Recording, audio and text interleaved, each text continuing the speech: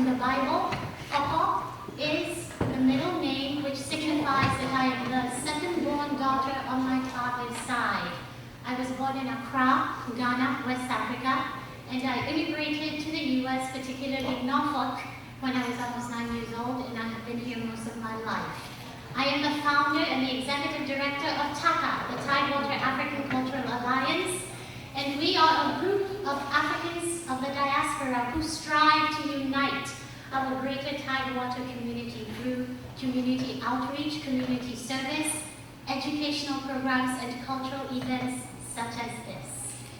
And before we continue, I would like to acknowledge that the land that we are on right now was in possession and belonged to the Chesapeakeans or the Chesapeake, the Native Americans of this land.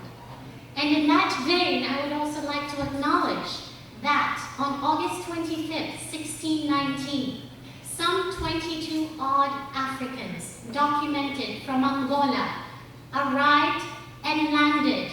They were captured, they arrived and landed in Hampton, about 30-35 minutes from us right now. Had it not been for their sacrifices, I don't think I, as an immigrant, would be in this country, and I don't think many of you in this audience would be in this country either. So with that, I would like to acknowledge and thank the sacrifices of our common ancestors for making it possible for all of us to be here today.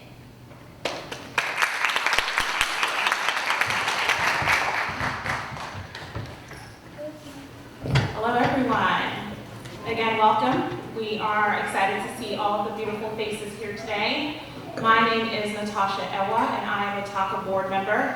I am a very proud Nigerian. Where are all my Nigerians? Okay, I know we can do better than that. Okay. My maiden name is Busari, but my husband is Calabar, which is where my last name Ewa comes from. My first name Natasha, middle name Rukaya, which means one that Allah loves. And for those who are Yoruba, know that we typically have many middle names. So I have about 7, but I'm not going to go into that today. All right, so one of the reasons that TACA is alive today is to restore the well-being as well as advance the status of all Black people worldwide. So not just here in the United States, but worldwide by addressing issues in relation to equity as well as access within our global society. So again, we are excited to have you here today. MANIA is one of our major events. And yeah, we hope that you guys have fun.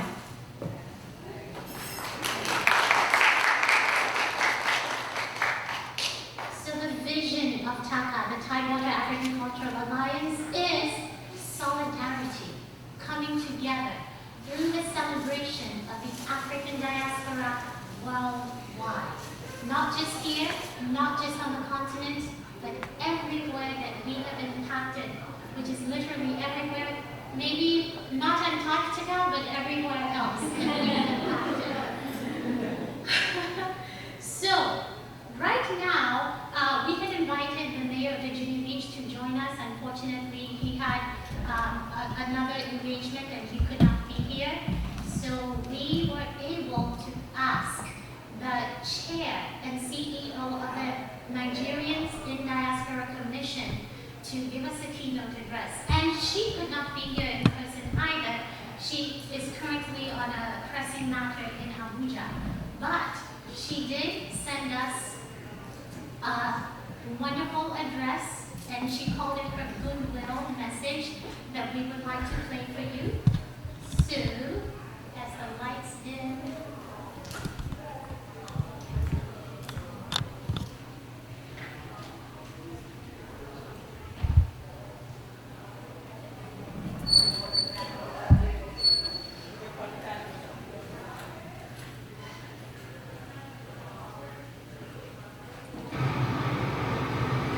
Hello everyone, thank you very much for inviting me to this program. My name is Abike Dabiri Erewa, Chairman of Nigerians Diaspora Commission.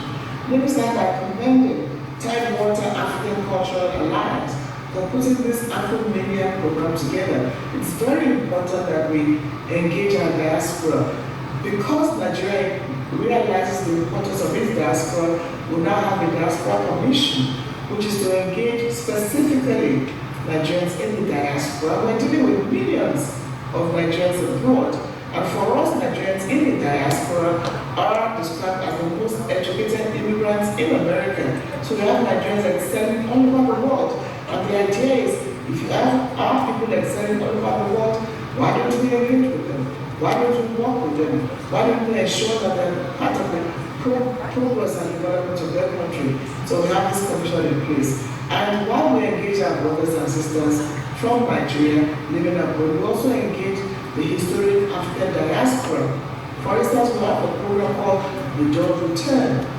Our forefathers were taken away as slaves over 400 years ago. So we have a program in Nigeria, Lagos, where we receive them as kings and queens through what we call The Door Return.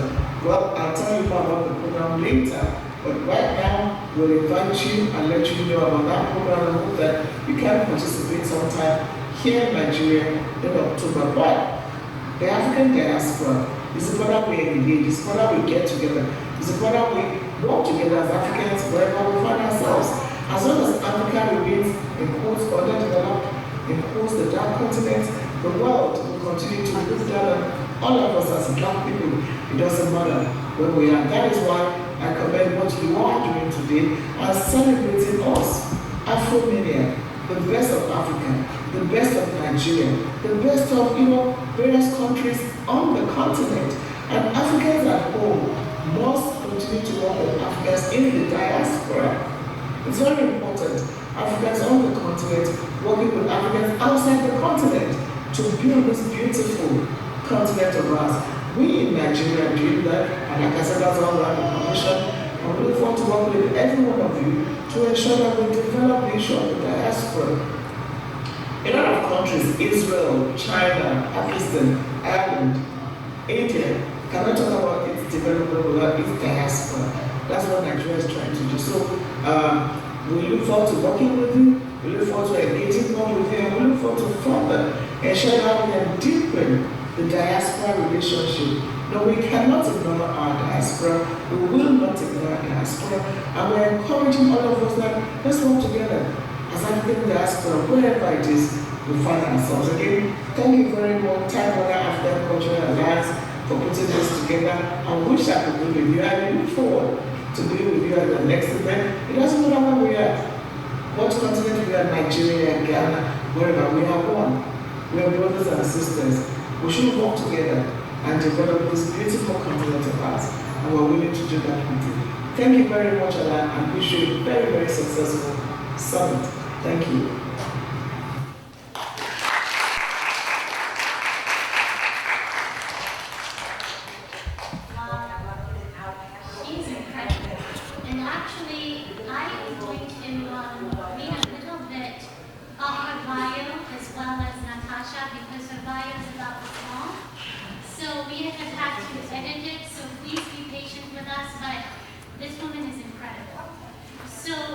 Honorary Abike Dabiri Erewa spent 15 years of meritorious service at the Nigerian Television Authority, NTA, where she stood out for her ability to use journalism to bring succor to millions of Nigerians, especially children, women, and the less privileged. We can't forget the story of Mary, the miracle baby, story of a girl being claimed by 3 mothers, which Abike painstakingly investigated for 8 years to a logical conclusion. Ms. Abike was born in Jos, Plateau State of Ikorodu, Lagos State. Abike represents the people of Ikorodu Federal Constituency in the House of Representatives from June 2003 through June 2015. She served as Chairman, House Committee on Media and Public Affairs. She also served as Chairman, Media, and worked to give the House a credible image through absolute openness and transparency. And as Chairman, House Committee on the Diaspora Affairs through June 2008, all the way again through 2015. Her major spotlight was in her advocacy and calls for justice, fairness for Nigerians abroad.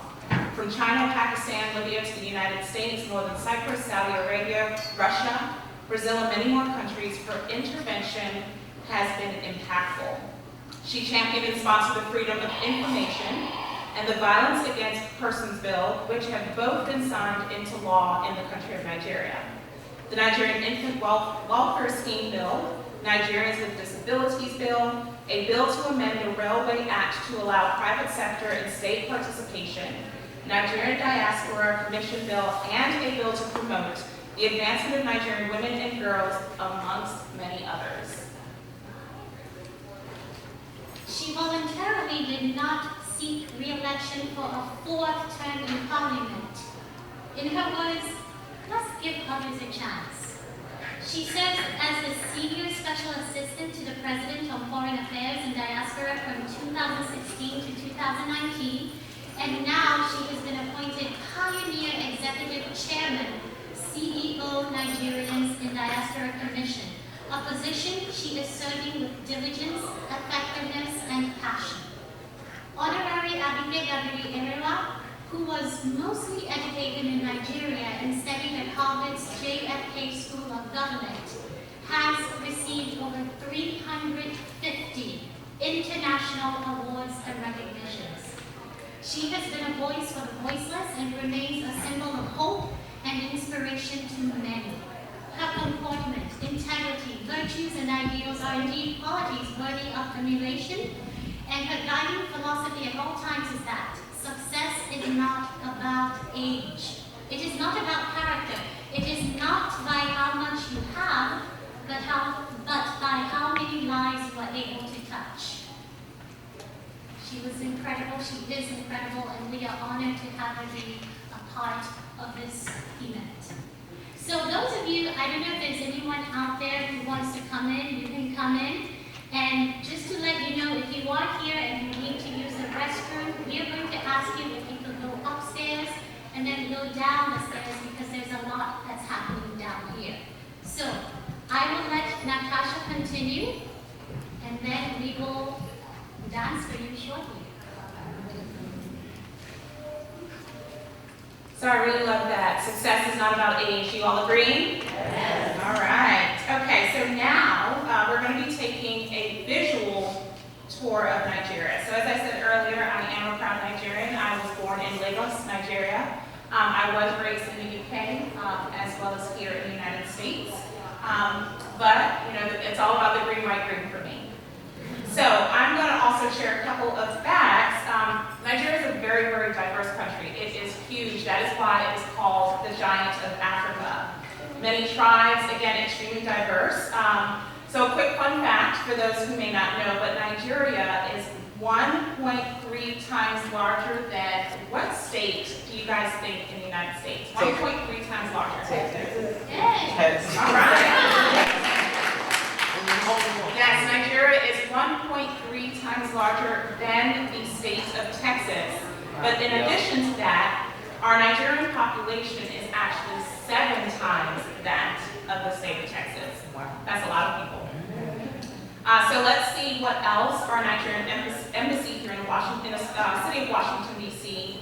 will be sharing with us today.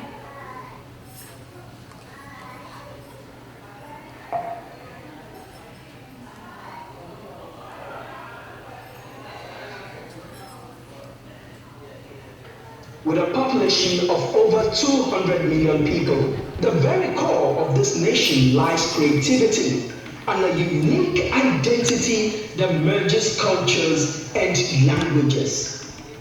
You think Hausa, Igbo, and Yoruba are its only languages? It has over 250 ethnic groups speaking over 500 distinct local languages.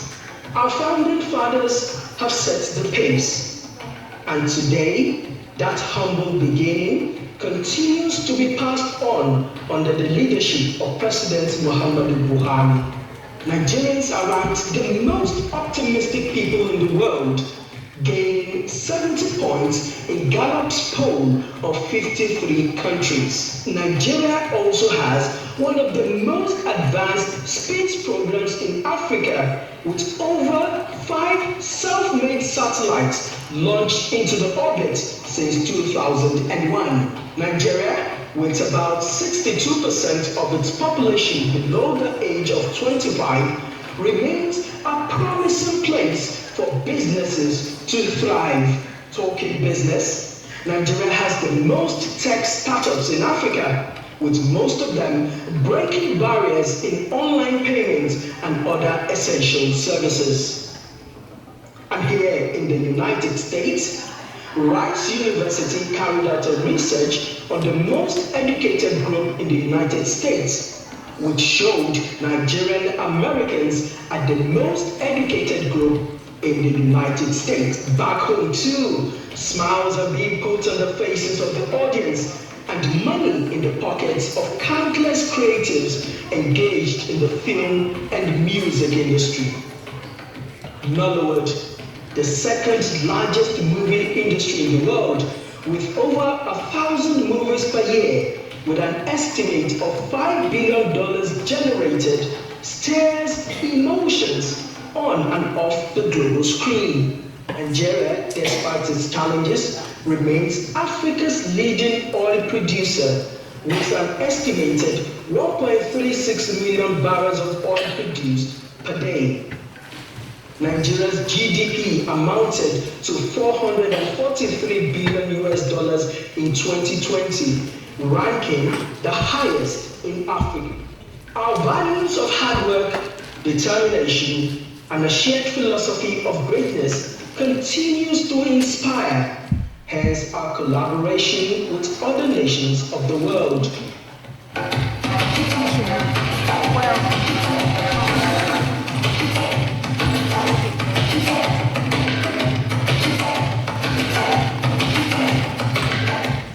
Here at the Embassy of Nigeria in Washington,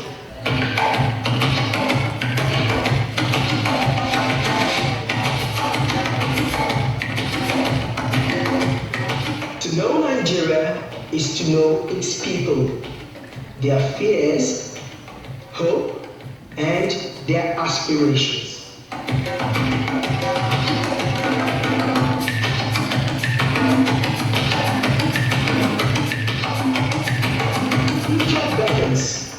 The giant of Africa opens its arms, a gift for all humanity.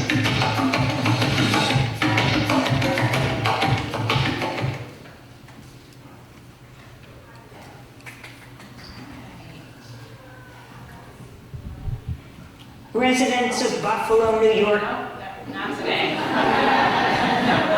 We're staying positive today, correct? Yeah.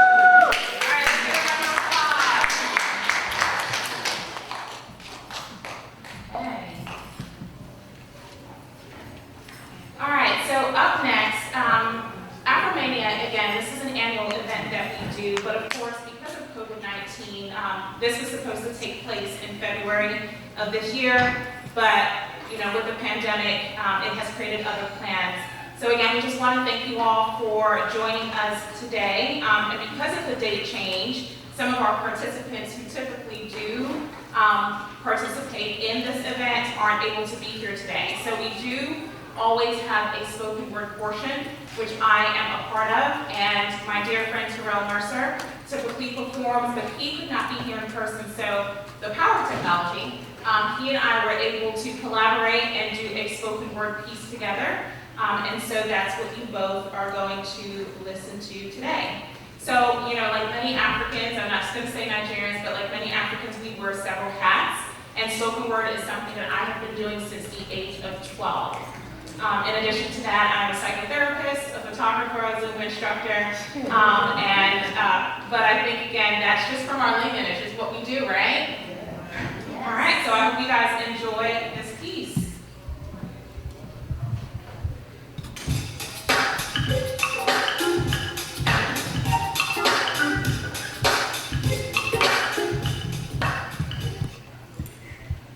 I don't need 23andMe to be convinced of the blessings of my life. And I don't need to shame a nation by exposing every single hidden skeleton. And it is critical for my race to be one, and it's not theory. See, I don't want to have to speak on my ancestors' pain and hope someone hears me. But hear me. Hear me when I say that the green bleeds heavily. From my face to my fingertips, my voice spots down to my knees. See that Nigerian DNA seeps forcefully like herbal tea. See, even though we may not be home, my genome roams alive and bright, bright like the white of the flag representing peace. Yet there is a piece of me that sometimes quietly yet loudly, while I'm asleep, wishes that my ancestors' pain did not exist. see, my genomes still remember the Lego sunrise that though my eyes have never witnessed, pupils have never seen. It is undeniable that I yearn the green, white, green, sharing the same smile as men before me. Kicking dusty soccer balls in Abuja, causing mischief. Innocence stolen by the greed of man, by the hands of those who called our beauty savagery.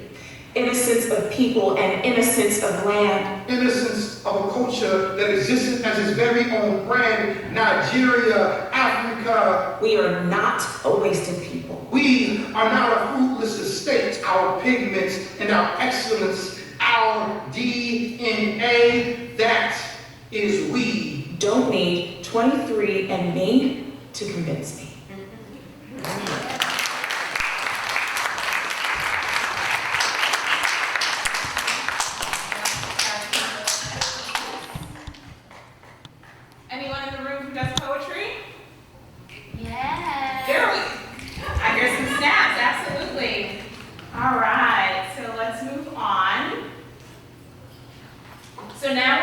learning about the Yorubas, my tribe.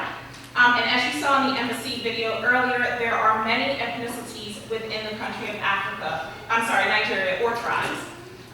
So we'd be here for several days. I could name a few. We've got the Yorubas, we have Igbo, we have Calabar, we've got Cross River State. I mean, it goes on and on and on, but we don't want to keep you guys here till tomorrow. So we're going to be focusing on two. And so that would be the Yorubas of the southwestern region of Nigeria, as well as the Igbos, who we will introduce next. And then the Yorubas do not only exist within the country of Nigeria, or Africa for that matter. So we'll be taking a closer look in this video to learn a little bit more. From the west coast of Africa to North and South America, Cuba and the Caribbean, the Yoruba came en masse.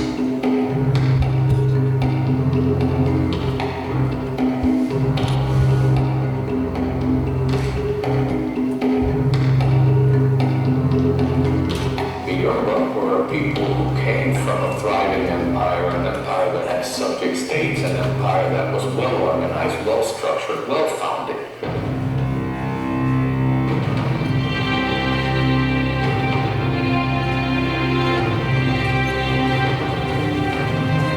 We have the song that has been sung in our parliament since our ancestors came, and it said, "We are your children, my God, do not throw us away." For me, it's a very sad song because it reminds me of the pain of my ancestors. Spirituality is embedded in human beings. The superstructure, what so manifests spirituality is what we call religion. Hundreds of years after their arrival to the New World, their culture might have survived it all.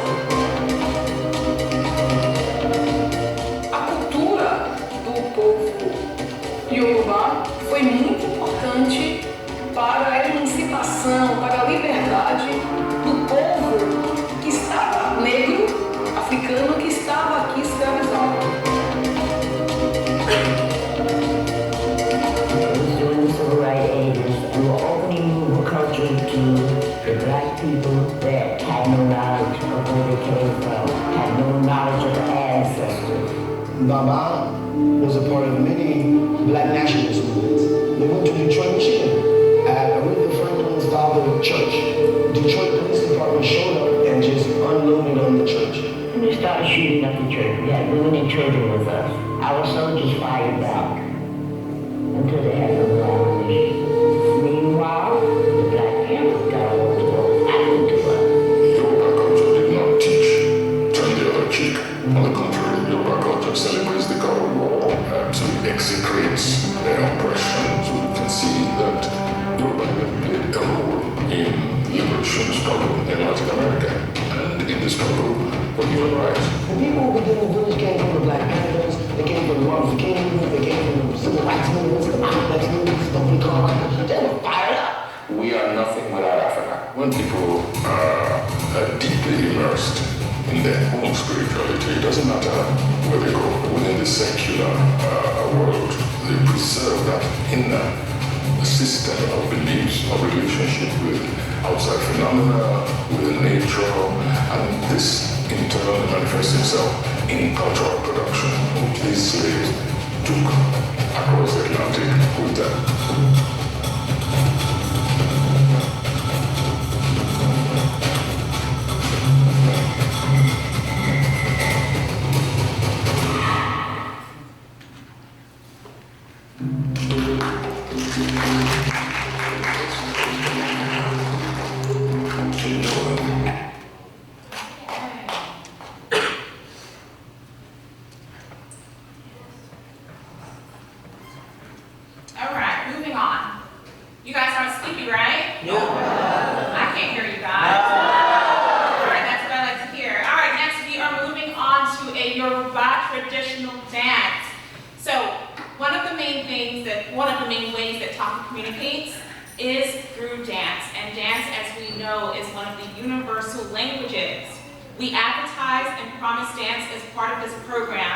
So here is the first, the bata, the traditional dance of the Yorubas, which originally honored Shango, the god of thunder, is now a celebratory dance that is presented on many secular occasions. So here's a little taste of this lively dance from TACA's Diaspora Dance Ensemble. Enjoy.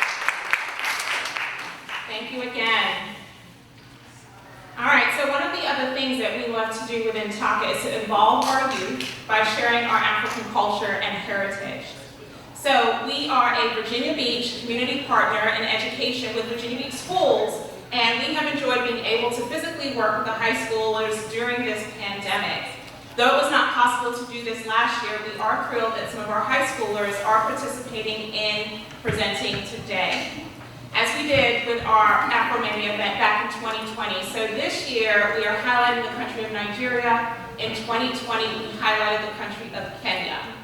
We have asked our high schoolers to pick a notable Nigerians to research as well as present.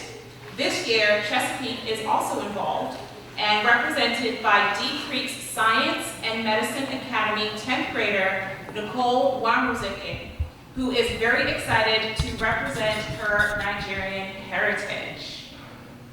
All right, and we have the beautiful Nicole.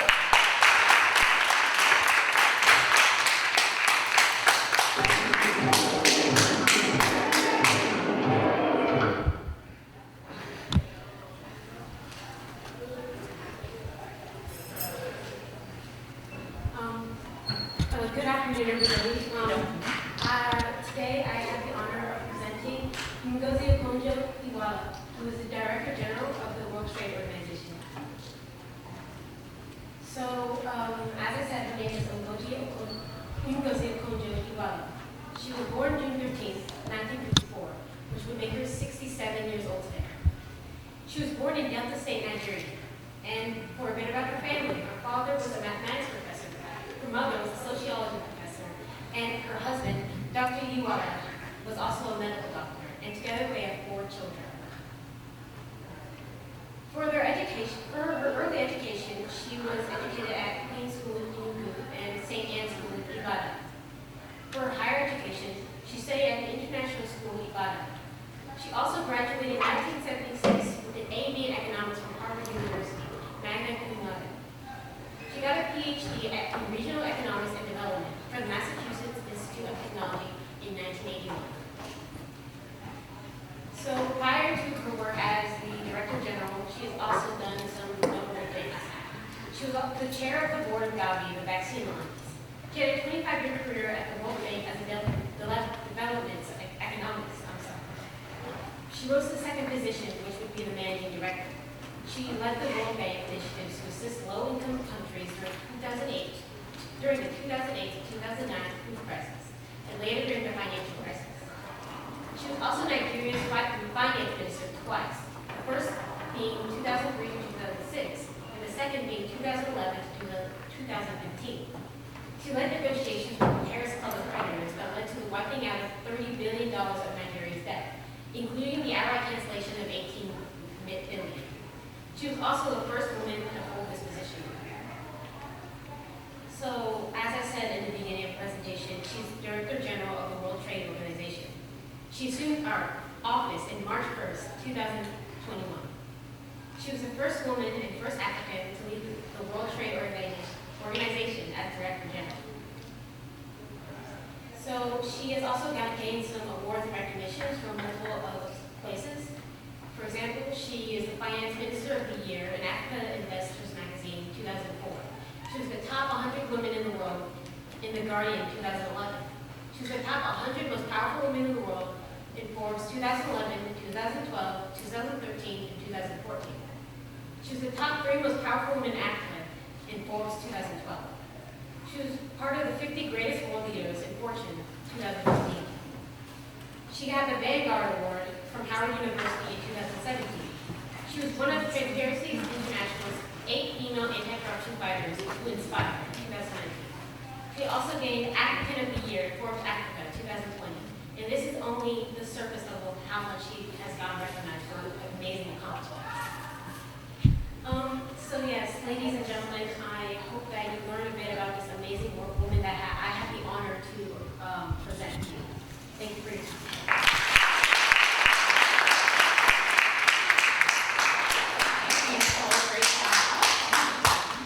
Can we give it up for her one more time?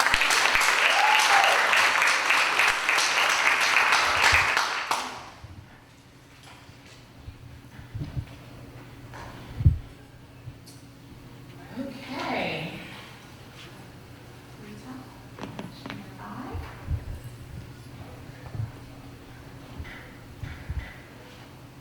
All right, so Rita, again, our founder and executive, has had the pleasure of meeting and dancing with our next 2 presenters in person. Last month, after they reached out to us, Norfolk's Morton High School, which has a Black Students Union, if you're local, maybe you can understand how big of a deal this is. So we want to go ahead and welcome the junior co-presidents, Naya and Paris Barnes, to the stage. Here they are.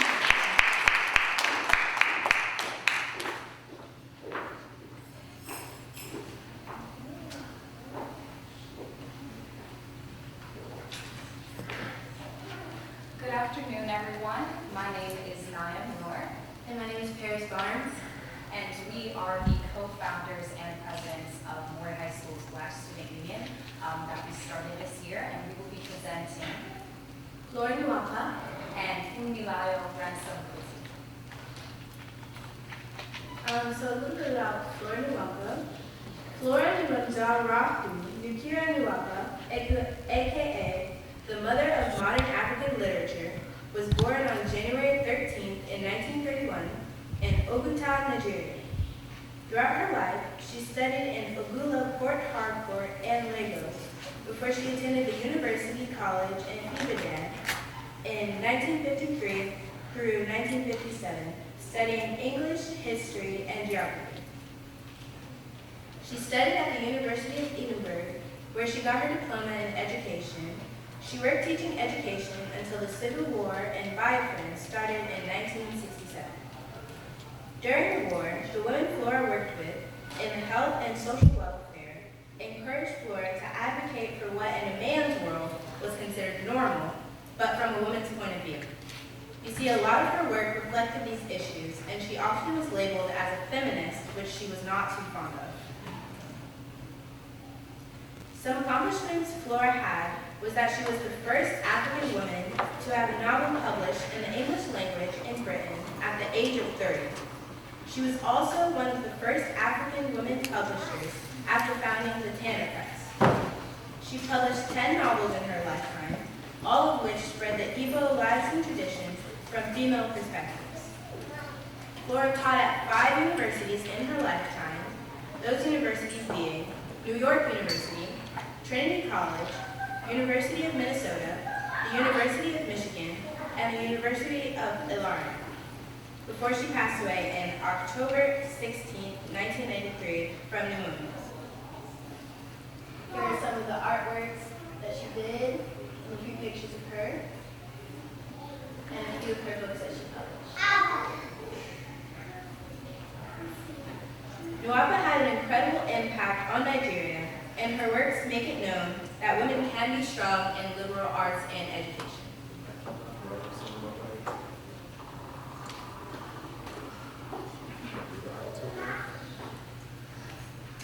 Frances Abigail Mofumi-Mayo Thomas, she shortened her name to Mofumi-Mayo Ransom Kuti, was born on October 25th, 1900 in Abeokuta, Ogun State, Nigeria.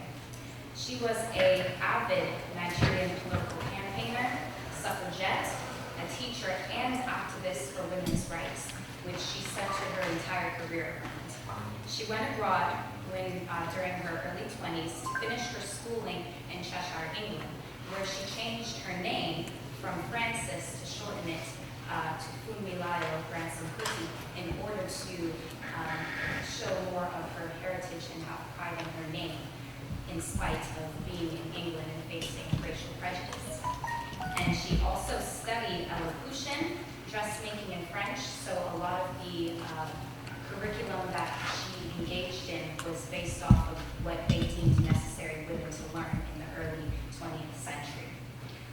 Her most notable accomplishment was her founding of the Abeokuta Ladies Club, which eventually evolved into the Abeokuta Women's Union.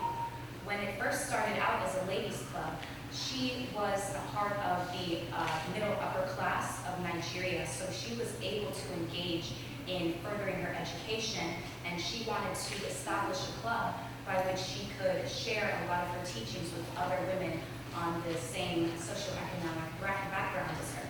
However, as she evolved her club and expanded the ladies club, she realized that she needed to expand all of the teachings that was going on in her ladies club to women of lower socioeconomic backgrounds.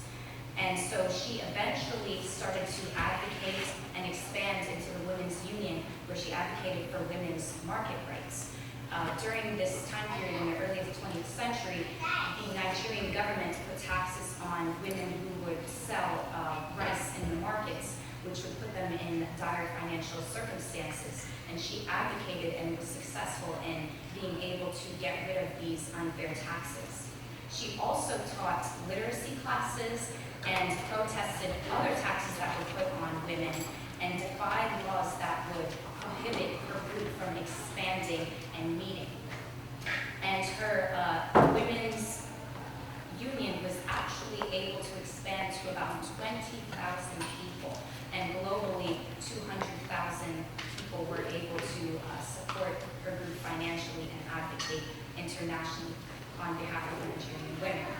And most notably, she was also involved in the National Council of Nigeria and Cameroon Party, where she was the first and only female delegate to go to England, where they advocated for Nigeria's liberation from the English. And here are some pictures of her when she was younger, and Google Doodle in 2019 honored her by creating in, I believe it was February, a picture of her and drawing that honored her contributions to Nigeria and women across the continent. Her impact on Nigeria. So she was awarded with many awards throughout her entire career, but most importantly was the Lenin Peace Prize. and she had a huge presence on women's rights and the Nigerian liberation movement. And given the fact that she was doing all of these things in the early 20th century was a really big deal, because during that time period, women did not have as many rights and were not deemed nearly as equal during that time, and did not have as much access to education. And her legacy continues to this very day through her children, who also are activists and advocate for a lot of the issues that she fought for when she was alive. She was actually, unfortunately, murdered by a raid that was speculated to be by the Nigerian government, because she had a lot of issues, given that she was a political activist, and our world has a kind of a continuation, a legacy of targeting people who have a huge impact and speak up for women and minorities' rights. So it was no surprise that she unfortunately was murdered. However, she has, like I said, continued to influence Nigerian activists to this very day, including, most notably, the Kwame Nkrumah, who was the first Prime Minister of Ghana, who noted that her impact on women's activism influenced his reign as the first Prime Minister. Thank you so much for watching and listening.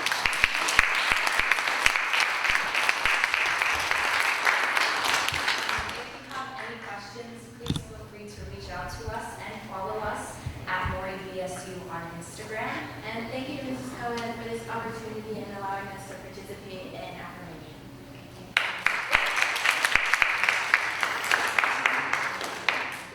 All right, guys, so you heard that. Make sure you're following Quatlo's Bones.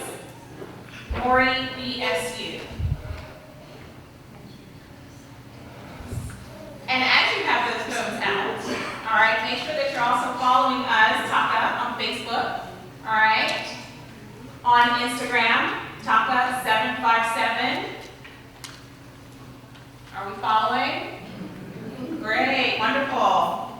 Yes, and speaking of social media, our hashtags for today, and you see it usually, oops, I went way too far in many of the slides, Afro-MANIA 22 as well as TACA 757. And please do tag us, because we will find all of your posts and share in our story or even repost. So please, we love it. Do it. Woo! All right. So you've heard about many of the, well, 3 of the notable Nigerians from the continent, but we also have quite a few from our Hampton Roads area. And just like we introduced you 3 from the high schoolers, we are going to introduce to you 3 local ones from Hampton Roads. Just like our keynote speaker, their bios are extensive and awe-inspiring and very hard to trim. But we did try, so please bear with us, and I have to apologize in advance to Dr. Constance Okeke, who is in the audience, that we probably shortened hers and everybody else's a little too much. So you have to visit her website to learn even more about her.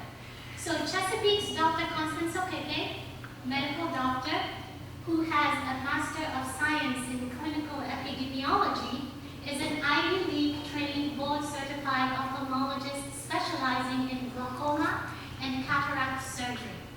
She has 2 decades of glaucoma experience, ranging from cutting-edge research, mastering micro-invasive surgical techniques, to training other doctors, speaking, and writing about her techniques and innovative ideas. In fact, she just published a book, The Building Blocks of Trabeculotomy Surgery, a step-by-step approach for patient selection. And she was selected as one of the top 100 ophthalmologists in the country.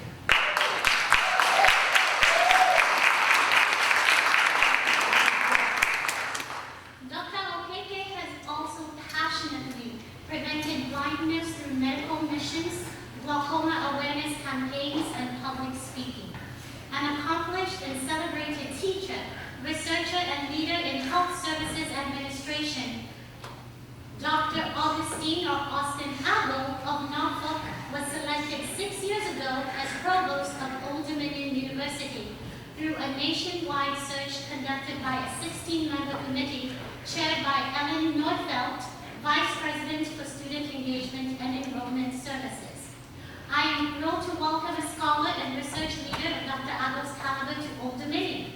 Former President John R. Broderick said, his background as an educator and a developer of academic programs is truly exceptional, as is his commitment as an administrator to student success and campus diversity and inclusion.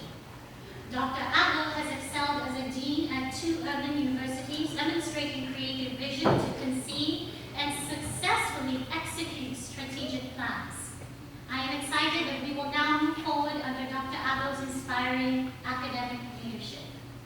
Ago graduated cum laude in management science from Alaska. Wow, Nigeria to Alaska, okay.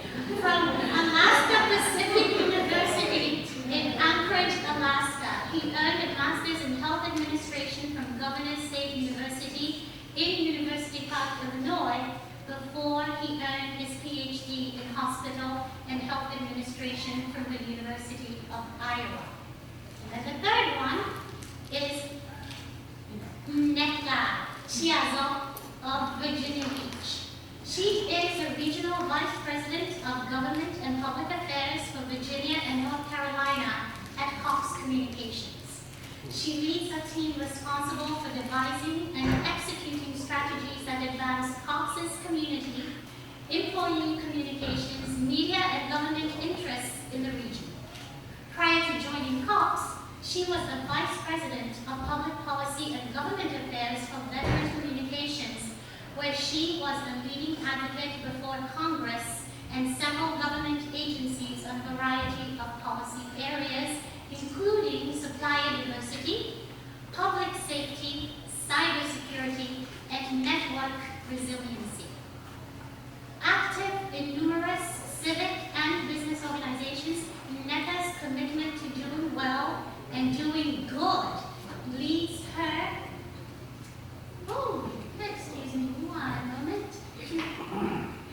Leads her to serve on the board of directors for the Virginia Cable Telecommunications Association, Public Affairs Council, Dress for Success, Washington, D.C., and Virginia Public Access Project and the Virginia Beach Economic Development Authority.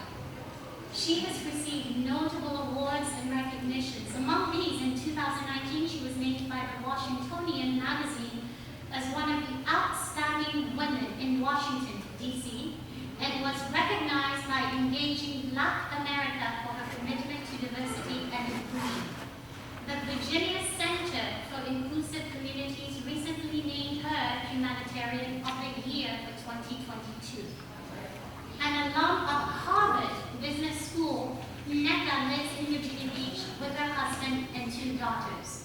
So again, Dr. Constance Okeke is here. However, Dr. Ago and Nneka Chiazo were not able to join us because of previous commitments. But I had the pleasure of interviewing them, all 3 of them, on Zoom, and we will now share the contents of those interviews and the answers that they gave to our questions.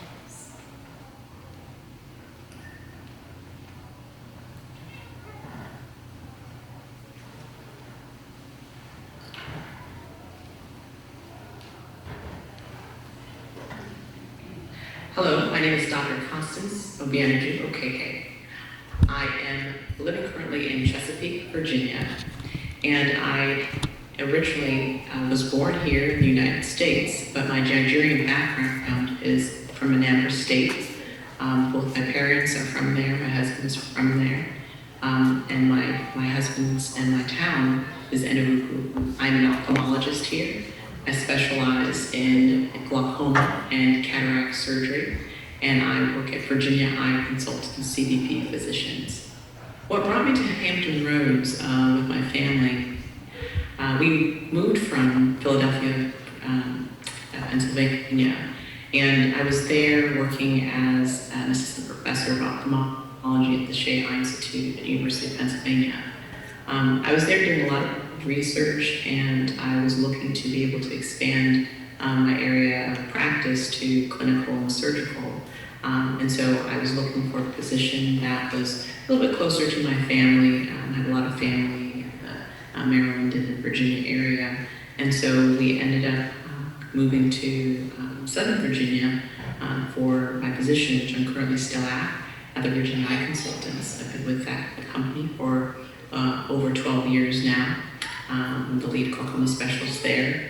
I also work at the Eastern Virginia Medical School as an assistant professor of ophthalmology, working with residents, doing clinics and research with them. My name is Austin Arrow. I live in Norfolk, Virginia, but originally, to be specific, I'm from a blue state in Nigeria. I am the Provost and Vice President for Academic Affairs at Oberndorf University, a public university with approximately 24,500 students. And I've been Provost here now for almost 5 years. I came to the United States in 1980 to pursue higher education. But when I came to the United States, I thought best case I'll be here for about 6 years and I will finish my undergraduate degree, finish my master's, then I will go back to Nigeria and start working for the government. But the 40 years I'm counting. Good afternoon, Kevin. I hope you're doing okay. My name is Neka Chiazor. I am the Vice President of Public and Government Affairs for Cox Communications, and I reside in Virginia Beach. My name, Neka, means a mother is supreme, and Chiazor means God saves, and it is Nigerian. Specifically, it is Igbo, and that is my heritage. So I came to Hampton Roads because of an opportunity. I got an opportunity through Cox to do some of the things that I'm really passionate about, serving people, leading teams, and driving prosperity through business.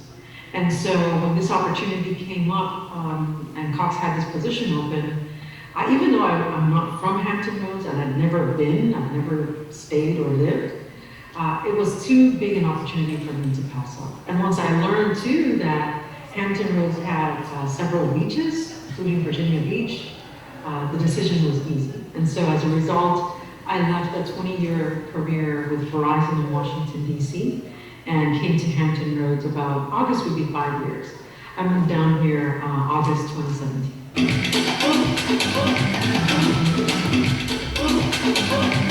Although I was born in the United States, my parents instilled a lot of that culture and those traditions in me, and I can continue to carry them on. Some of those values have to do with a strong family unit. Also the importance of being able to have a strong work ethic, being able to have a high moral character, and also being able to give to the community. I was very much influenced by my parents, who are both in the healthcare area. My father originally was a biochemist, and he had come over from Nigeria to the United States on a scholarship.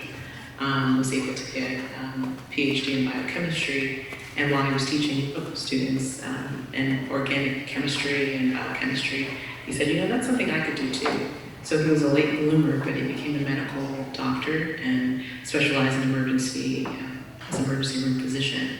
And he inspired myself and all my siblings, because myself and my two brothers and sister are all physicians. So we have been very much inspired by the strong traditions of Nigerian culture, being able to take pride in what we do, take opportunities when they come. And also, my father always stressed kindness. That was one of the things that was most endearing to me, is his kindness. He was such a strong role model for being able to show that kindness to his community, back to Nigeria, to everyone around him. That's something that I strongly try to uphold in my practices now. Whether it's Nigeria, Ghana, Gambia, Zimbabwe, family is very important to us. And that's something I have tried to pass on to my children, to understand that family is first and foremost, and we treat our uncles and nieces and aunties with respect. So in my family, it is not uncommon for my kids to call, growing up, even if they're not true uncles, they call them uncle. There's nobody that knows their first name. It's always uncle and aunties. Growing up in Nigeria, I spent a lot of time in Lagos. That's where my family lives. I spent time in Abuja. I spent time in Enugu. And in all those places that I grew up in Nigeria, one thing that was a consistent thread for me in my life was seeing people be the very best they can be, regardless of their circumstances. And that was something that I was trained on as a child. I was always taught, bloom where you're planted. And that carries with me even to today. So, in coming to Hampton Roads and taking this position with Cox, what has stayed with me is, hey, Neck, as my friends call me, my family do too, you need to bloom where you're planted. You need to be the best that you can be. There's something my father used to say to me all the time when we were growing up, and I'm sure for all the Nigerians out there, you've probably heard this. Does so-and-so have 10 heads? If they're able to do it, why can't you do it? And so that sentiment, that resiliency, that determination is one of those core values that I carry from Nigeria as I'm here in Hampton.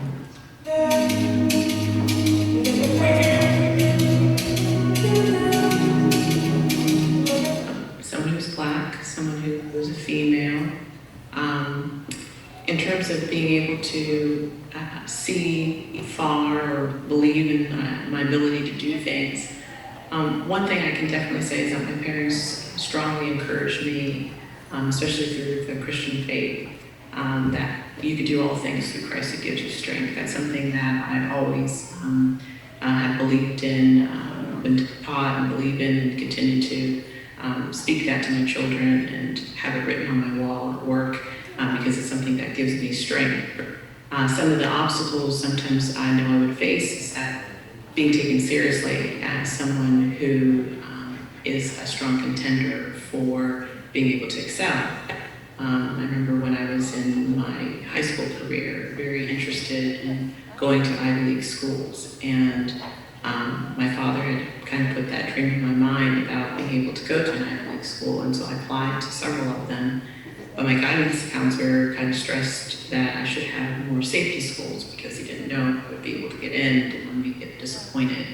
Though that was discouraging, because of my background and my family support, I still believed that it was possible, and I was happy to prove him wrong. And I got into Yale College for undergraduate, and then continued on at Yale for my medical school.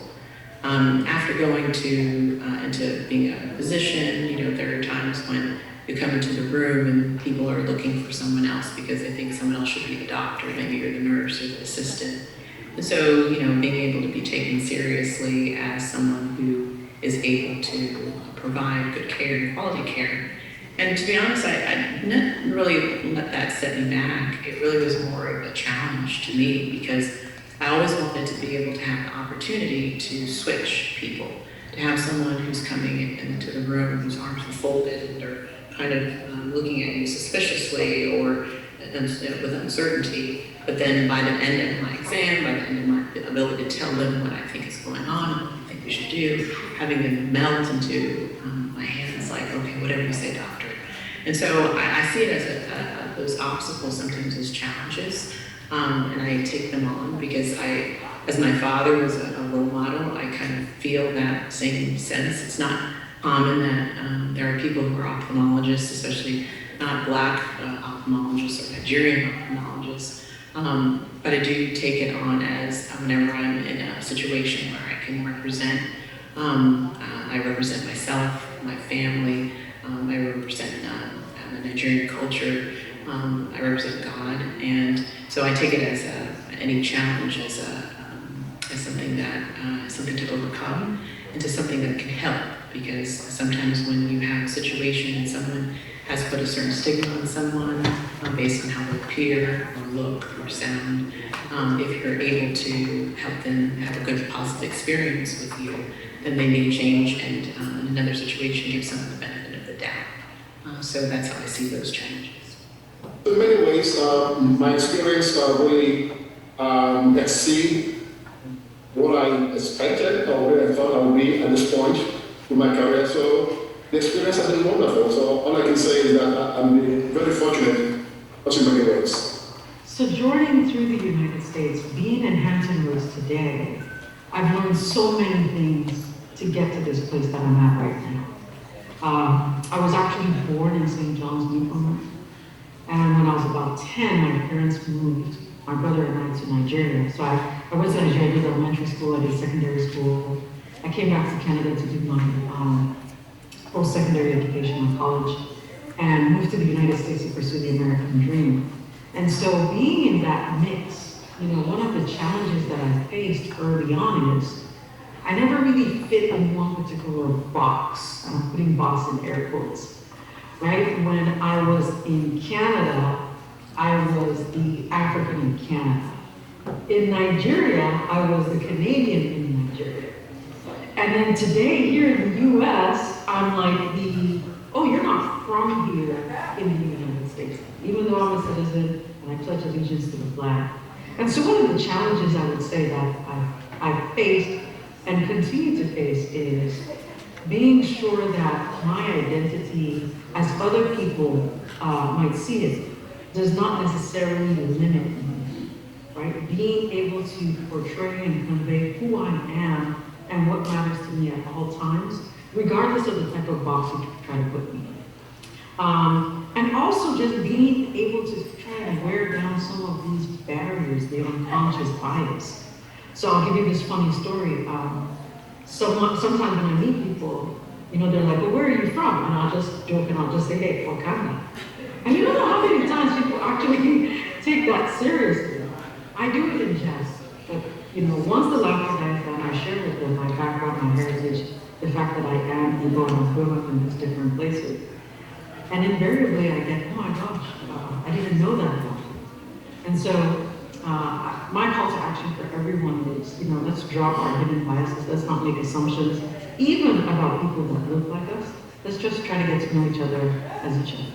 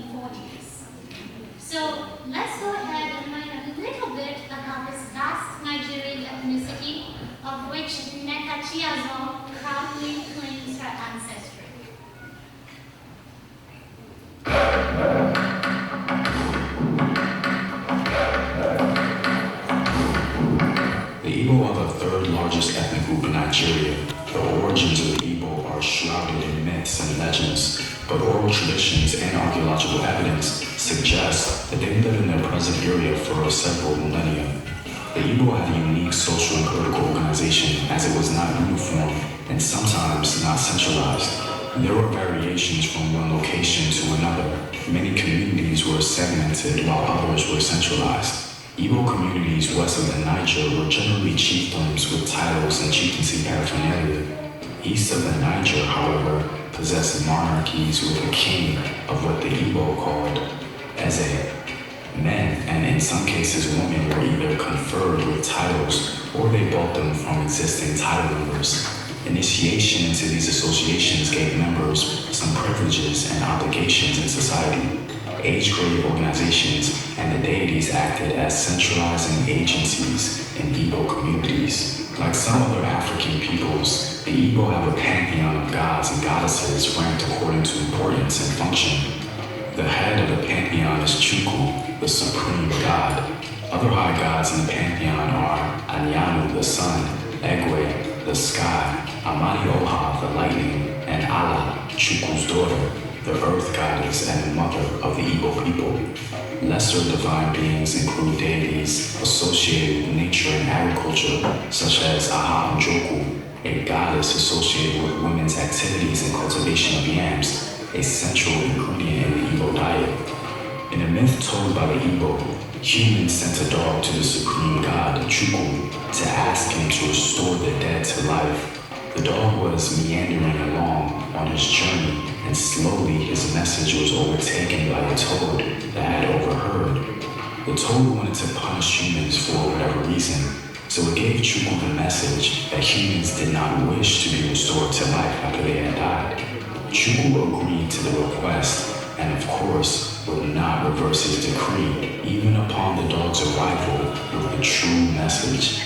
The dog pleaded with Chukwu, but Chukwu already made his decision, and so according to the Igbo, death became permanent. The Igbo had many regional powers, but the most popular and perhaps the most effective was the kingdom of Nri. The kingdom of Nri was perhaps one of the most morally upright places in West African history. It became a sort of safe haven for rejected people in their communities, and also a place where slaves were set free from bondage. The socio-religious influence of Nri at its height of power developed into what historians have acknowledged as a sort of holy land for Africans and compared it to other religious cities across the world. The kingdom of Nri is considered by the Igbo to be the oldest Igbo state, emerging around 900 AD, and they've been called the warriors of peace. The Igbo displayed advancement in technology in the region and their quest to improve their situation. They learned ironworking, which helped them overcome the difficulties of the forest environment, and they engaged in other crafts and industries as well. Traces of ancient Igbo civilization can be found in the village of Ugu. Beautifully crafted artifacts discovered by a farmer in 1938 gave us clues about early Igbo culture and way of life. As the ancestors of the present-day Igbo, the people of Ugu are currently considered the earliest smiths of copper and its alloys in West Africa. Radiocarbon dating places the Ugu metalworking site at 850 AD, which would make the Igbo Ugu culture the earliest known example of bronze casting in the region, even before the fantastic and more popular bronze metalworking of the Yoruba at Ele-Ife. The metal artwork of the Igbo at Ugu signifies a concentration of wealth, a specialized metalworking industry, the presence of skilled metalworking specialists, and the existence of extensive trade. It's interesting to note that scholars have indeed confirmed that some of the materials used in Igbo metalworking originated in ancient Egypt. This is one of the few proofs we have of direct or indirect contact between the ancient Igbo and the ancient Egyptians. This is significant because it paints a picture concerning the flourishing nature of the Igbo trade network. The Igbo no doubt helped to drive the tremendous legacy of Nigeria, and their culture and history is testament to great ancient African achievement.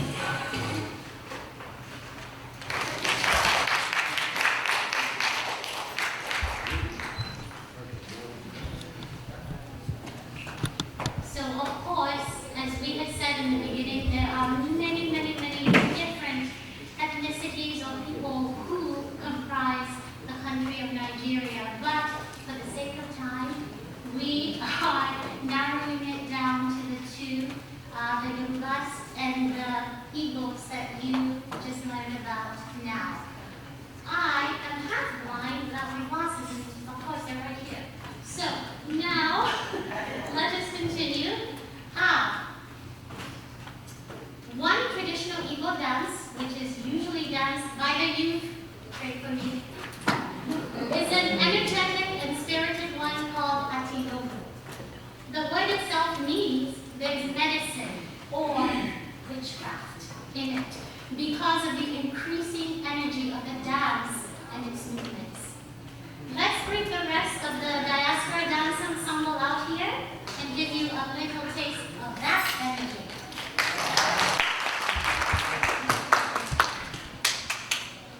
You all ready? By the way, did you like our first dance? Okay, because we weren't sure.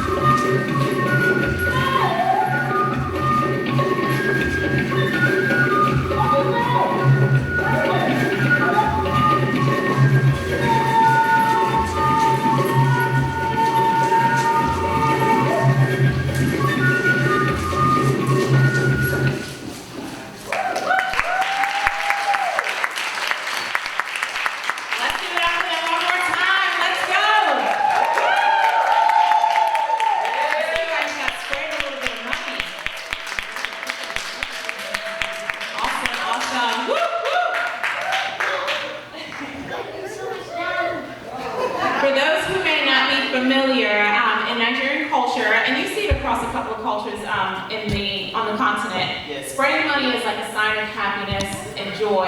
And so when we're celebrating, you see this at our weddings, you see this at our baby showers, you see this at our graduations, you see it when someone's dancing at home. So when you are happy and enjoying, what's going on around you, we spray money. And whoever the money is being sprayed to, they are the ones who get to take it home. So congratulations, Rita. I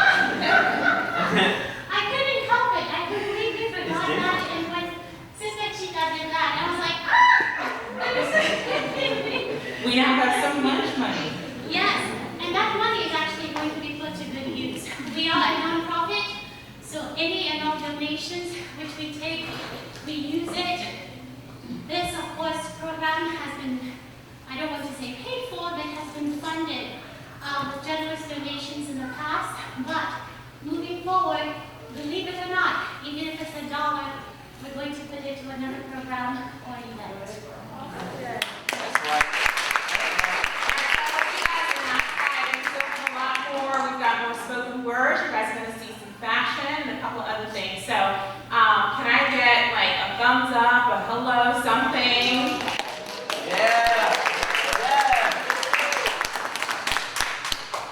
Okay, so based on that, we would like to think you're having a good time because I know the African face. know. But it's okay. I have to, before we continue, I have to give a special shout out and recognition to Mrs. Bertha Lawani. I don't know if she's in here, but she single-handedly created every single piece that we're wearing. From the cloths to the jewelry, she tied our scarves, everything. So I want to really, really make sure that she is recognized. And I also want you to see, I don't know if you can see it now, but she does have a nonprofit as well. And she is from Nigeria, she is Igbo. She has a nonprofit called Aronse Amade, and she uses Nigerian or African clothing to finance that because that nonprofit serves to bring awareness to and help eradicate human and sexual trafficking here in Hampton Roads as well as in Nigeria. So again, let's give it a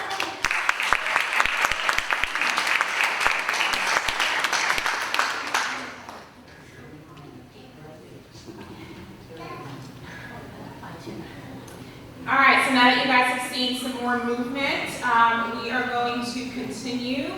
And you guys will get a chance to listen to our panelists again and see what else they have to say about being Nigerians in America.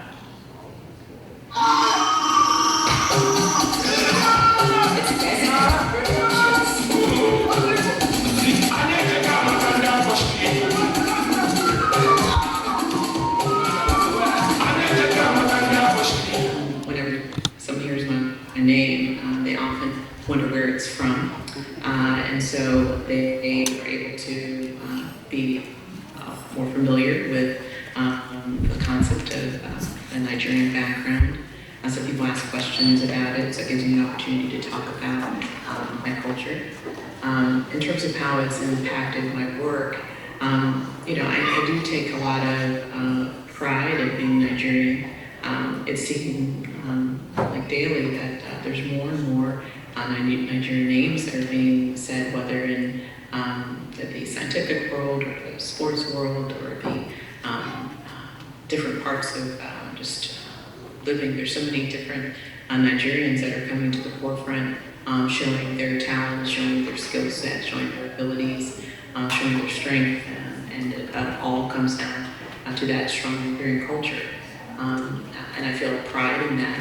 I remember when I applied for my college, I remember I always talk about my Nigerian heritage in those essays because it's a big source of pride for me. So I'm always able to kind of bring that in because my name says it all. I always go back with a lot of fond memories, knowing that we are blessed with resources. And I remember some of my classmates are smart. Unfortunately, because of the system we have at home, they never actually had a chance to live up to their fullest potential. My Nigerian heritage has done so much for me I can't describe, but one thing is for sure, it's made me so grateful for what I have, and it's made me pay attention to those who don't have, right? So knowing fully well that in Nigeria I have relatives that are economically disadvantaged, that don't have access to the clean water we have here, that don't have access to electricity, to technology, to so many things, has made me even more of an advocate for inclusion, especially as it pertains to digital inclusion. And that's affected my work in so many ways. One of the nicknames I have is Defender of the Oppressed, and that is because I'm really passionate about equity and equality. Growing up in Nigeria and seeing so many people that don't have, and to this day still don't have, and being one of the few that was fortunate to go to school, I was fortunate to have this background that I have, has made me not just appreciate it for myself, but it's also made me want to champion the causes and be the voice for those who otherwise don't have a voice. And so that's one core aspect of my upbringing that stays with me. Another one that reflects in my work is charity. So part of my responsibility at Cox, which I love, is corporate social responsibility. And that means giving back to the communities that we serve. And growing up in Nigeria, Nigeria is such a generous, we have such a generous spirit in Nigeria. You know, you go to parties and people give you favors, they give you things. There's this spirit of giving. I've also been able to take that in my work and find ways to give back to the community. Actually, I have a number of different connections with Nigeria and different professional organizations. I have gone on medical missions both to Nigeria and Ghana with Goodness and Mercy Foundation, a nonprofit organization where I did cataract surgery and glaucoma surgery on patients, and also did clinical exams and gave out different medications. And then those were medical missions that I participated in. And when I started having a young family, I wasn't able to travel as much, so I still wanted to give back to the Nigerian community. And my parents were very much involved with an organization called ODUA, which is the Oruku Development in the Americas program. And this is a program that's here in the United States, but they do a lot of services for family back home. Oruku is where my parents are originally from. And so I have been able to continuously annually give, whether it's medical supplies. I've partnered with Bausch & Lomb a number of times to be able to get medical supplies and medications that I can donate to their medical mission that they have annually. Also being able to support them financially so that they can continue on with these medical missions that help hundreds of people in the village. I also have done some work with the Young Ophthalmology Society of Nigeria. Done some lectures with that group. It's a young residents in ophthalmology in Nigeria who have benefited from just being able to be exposed to different lecturers and help them in their areas of learning in ophthalmology. I'm involved with so many organizations, it's not even funny. One of the organizations that I'm actively involved with that's based in Nigeria is called Bag Academy Little Ball, B-A-L-L. They're based in Abuja, Nigeria, and their focus is on upskilling women to learn how to manufacture, produce handbags, suitcases, etc. Other accessories, I guess, within the fashion industry. They go through a 3 to 6 month program, and they're taught some basic concepts like marketing, social media. They're taught self-confidence and self-esteem. They're also taught design and then also the mechanics of making a bag. This is actually a laptop bag. So that's one organization that I'm actively involved with, and it's in partnership with UN Women, and it's one of those programs that's focused on eradicating gender-based violence in furtherance of UN Sustainable Development Goals. So that's one organization. Another organization that I'm looking to key into, I've been to 1 or 2 of their events, is WIMBIZ, and that stands for Women in Business, and it comes out of Lagos, Nigeria. Terrific organization for those who are unapologetically ambitious. That's one organization I would recommend getting involved. Sade, she was somebody who I just saw as so elegant, beautiful, poised. She's always someone who I was able to look to as someone who's Nigerian American, or Nigerian, she's British Nigerian, but somebody who was just always seeming to just be great at what she was doing and graceful in how she held herself, but someone who I did admire. And I mentioned before, my biggest role model was my father, who influenced me in so many different ways. When I was 7 years old, that's when I decided I was going to be a doctor. And it was because of him, because he was always there to take care of us when we had little accidents or to just kiss our little boo-boos. But his kindness and his just perseverance after going a second career into medicine and just his impact really inspired me. It continues to inspire me to this day. I do a lot of things in honor of him, remembrance of him. Passed away a few years ago. And so, so yes, those would be some people I would mention. This guy was the governor of my home state, which is a very small state now. He served as a governor. During his tenure, he was able to do a lot to improve the health and welfare of the citizens. Unfortunately, people like that don't make it to become the president of the country. But he's gifted, he's insightful, and he's very strategic and selfless. And he used his talent and the little knowledge he had to make a lot of things for the state in health, in sports, welfare, roads. He did everything. He was really an amazing guy. I'll start with my parents. My dad, who was late, he was the Dean of Medicine at University of Benin in Nigeria.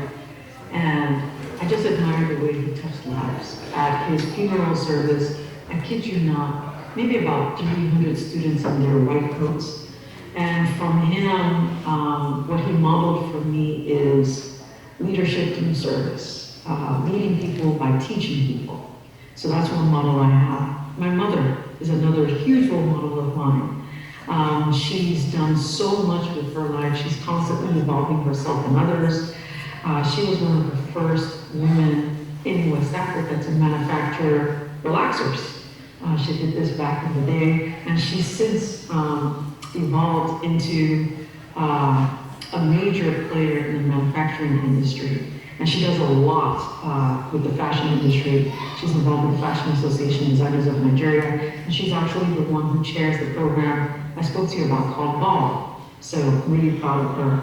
Others, this new generation, they make my heart sing. Tiwa Savage, for just, the beauty of her voice and being able to capture the essence of the modern African woman. That's a model for me. The video, of course, is wonderful.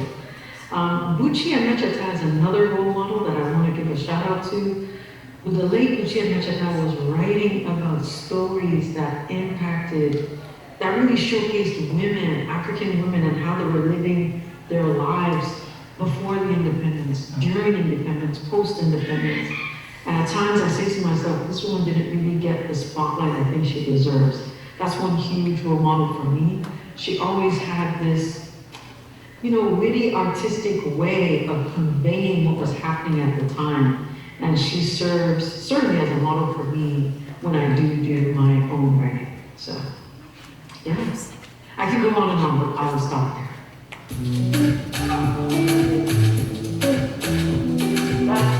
Nigerians are definitely a force to be reckoned with. Nigerians are powerful, they are smart, they are astute, they are very savvy, they can get things done. Nigerians can surprise you, they can make you excited to work with them, and don't take, when you see a Nigerian, again, because of the culture and the upbringing, there's so much richness in the culture and so much pride that we take in it, and integrity is such an important part of our upbringing, along with core Christian values. Nigerians are a force to reckon with. So if you see a Nigerian, give them the benefit of the doubt first. People there are extremely smart. Unfortunately, what's missing is people who are willing to lead and have the interest of the country in mind. Nigerians are God-fearing people. To a person, I do not know a single Nigerian who does not invoke the name of God in some context. Be it in name, and it doesn't matter the tribe, right? In name, so Chiago, for example, my last name, Chi means God. People find ways to glorify God by naming their children. They find ways to glorify God in society through rituals, through going to church, through going to mosques, through visiting babalawos, or herbal priests as we call them. And so I'd like folks to know that when you meet a Nigerian, chances are you're meeting somebody who's God-fearing. Chances are you're meeting someone who does believe in a supreme being. You're meeting somebody who recognizes the divine, and 9 times out of 10 really wants to do the right thing according to that higher calling that they're living.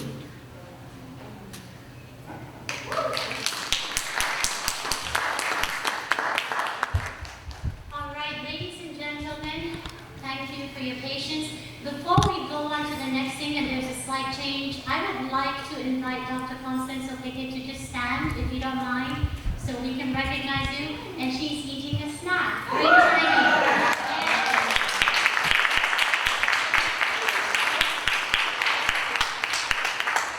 Yes, we want to thank you for taking the time not only to do the interview, but also being here and bringing your children with you. Thank you.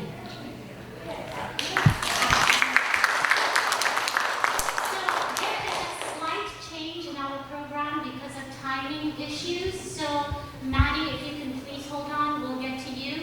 We need to go to our fashion show next. And, ooh, my goodness, there's a lot of stuff up here.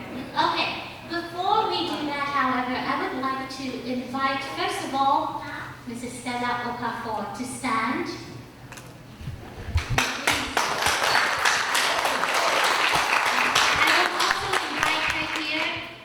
To tell us about the Nigerian Women's Association, of which she is the president. And then we will also invite Zika Oko to come and go ahead and tell us about the fashion show. Please come, please come. When our vice chair of our board, Udoka Obi, connected me with Mrs. Okafor, I was a little hesitant because me being the Ghanaian-born organizer, I was a little hesitant to approach an actual Nigerian to say, hi, I want to present your culture.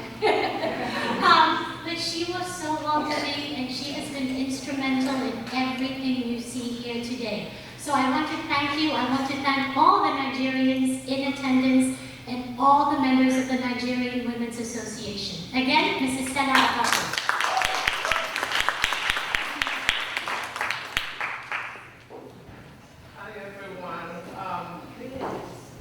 I just want to say thank you to Ms. Rita and all the members of the TACA group. Everything I heard here about Nigeria, #MeLove.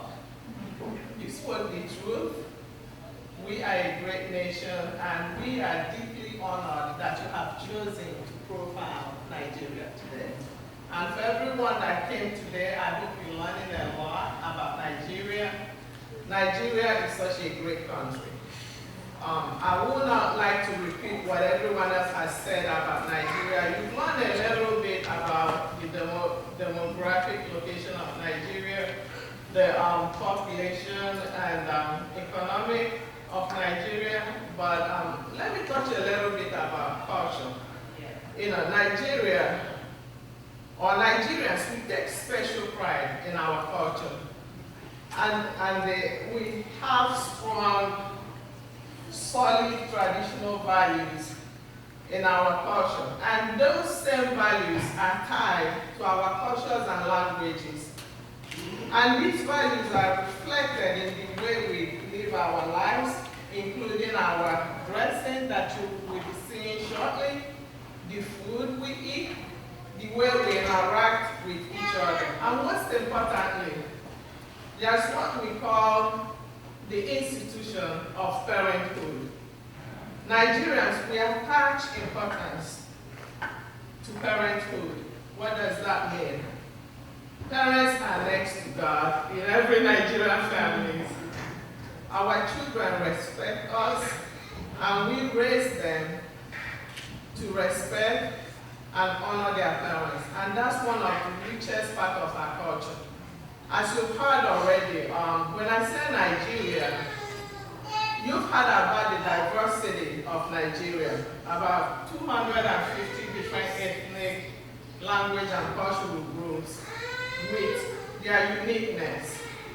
However, we always find a way to meet when it comes to raising our children.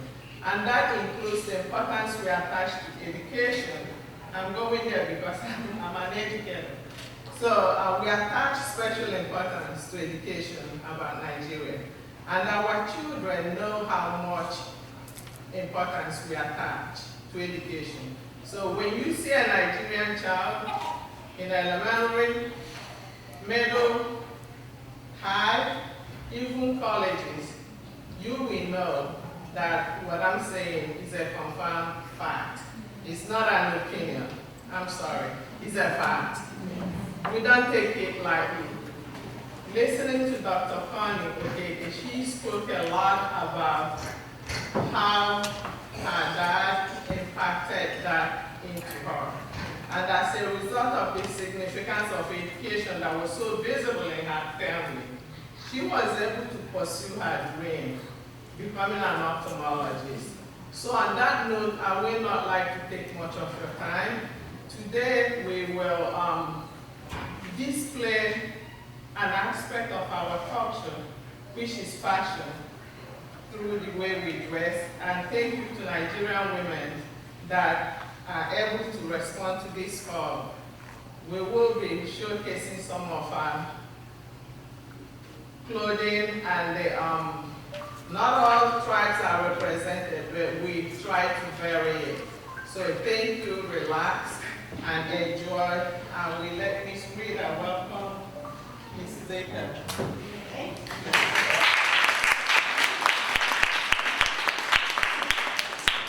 And yes, so at this time, please, Zika, please come and tell us a little bit about yourself and what it is we're about to see. And I invite all the women who will be in the fashion show, I cannot wait for this, to line up, look at her, so that we can get ready for this.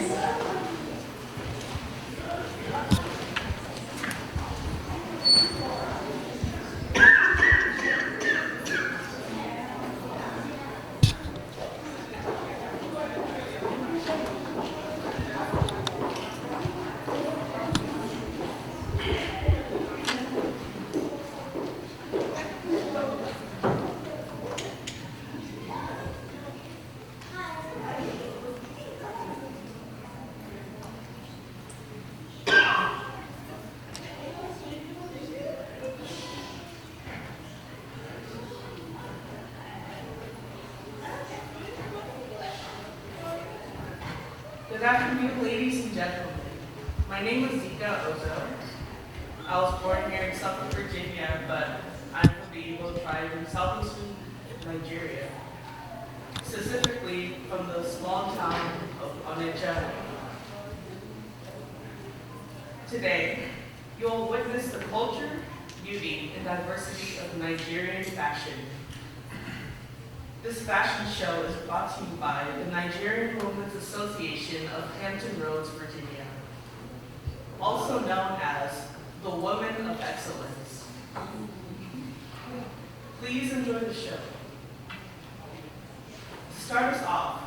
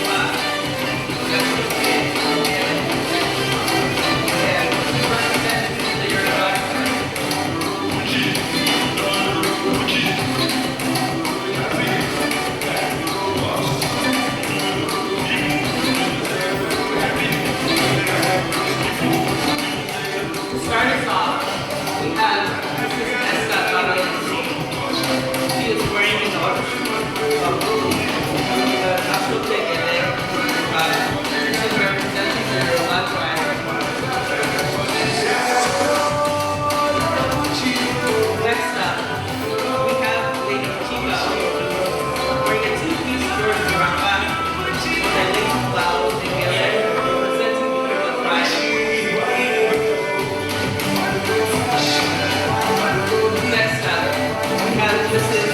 Meyera here, wearing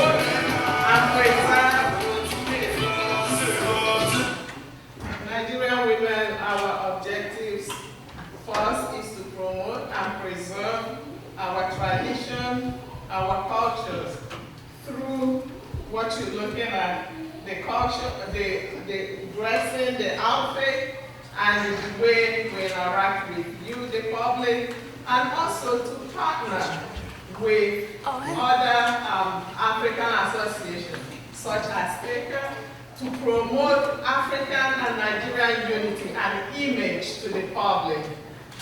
Yes, every country has their shortcomings and their limitations.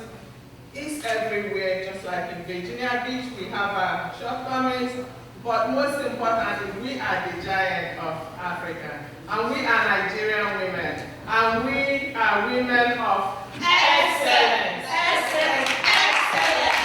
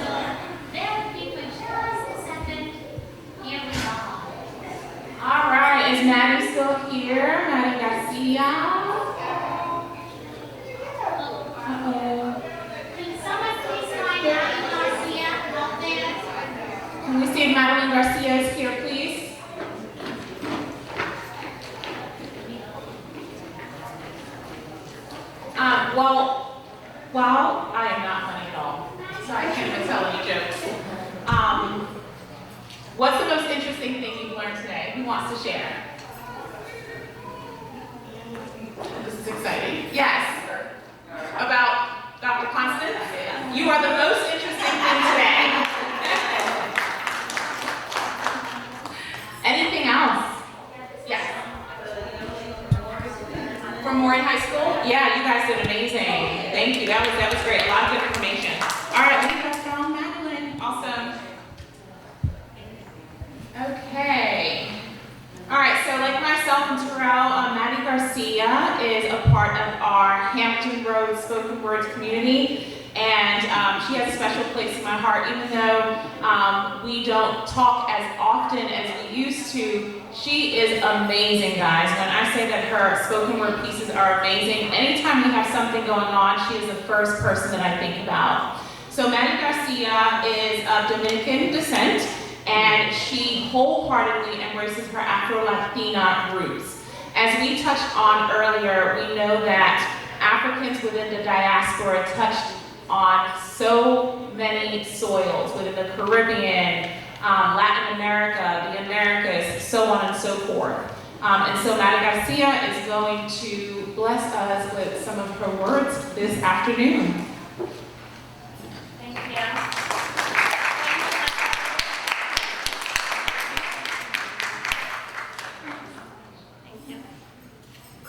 Thank you so much for having me here. Thank you, Natasha. Again, my name is Madeline Garcia.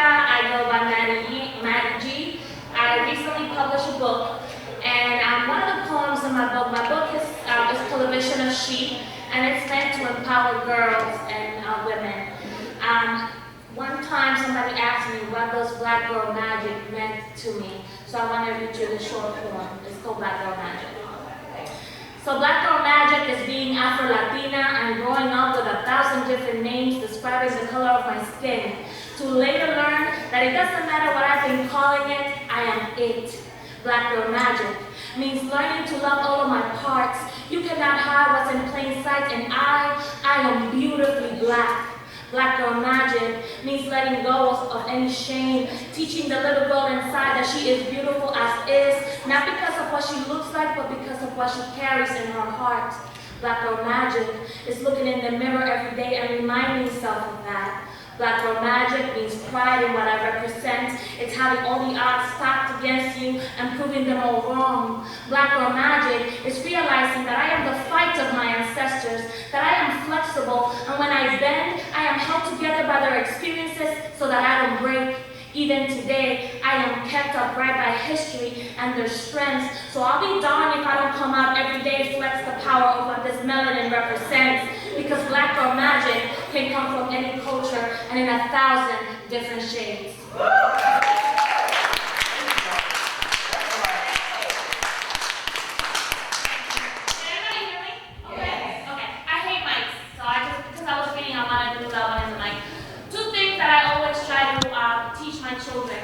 Be proud of who you are and never forget where you come from. It's very easy when you are born in another country and you come here and you don't forget your roots. But it's a little bit harder when you are born in the States and you have to follow kind of what your parents teach you. So it's important for me to know that, to teach my children to know who they are and where they come from. And that's where this poem comes from. I am a flame of the forest. And this flamboyant Caribbean tree, rooted in the experiences of those who came before me, I am this eclectic mix of Eurocentric Africana with an indigenous twist. I'm not just some, I am all of it. My crown. The first thing we notice about this tree, I am a direct reflection of the fire ignited at its pith, the heat of my tongue. Confined between the walls of the English language, ABCs, put a stop in all of my errors as if the aliens I learned as a kid didn't exist, as if this accent was an impediment because it makes it hard for the white man to understand. Like I'm not here dominating the English language while reminding you my Spanish came first. My Taino people didn't become extinct so that I would be silent. They gave me a voice, a loud bar that serves as a protection for my residents inside. Inside, within the collection of rings at the core of the street. Each one, a circle of infinity, knowledge and fight my ancestors passed on to me so that I may continue our legacy, so that I can poem our narrative into our paper and not be forced to read how others perceive us to be, because I am the Spanish culture that's been infused into our blueprint, the African resilience that refuses to dissipate in the mix, the Taino roots that have been planted more than skin deep. The skin that's made rough by the stories intertwined to make up our DNA. This white privilege that is canceled out by our black and our indigenous heritage, forced to conform.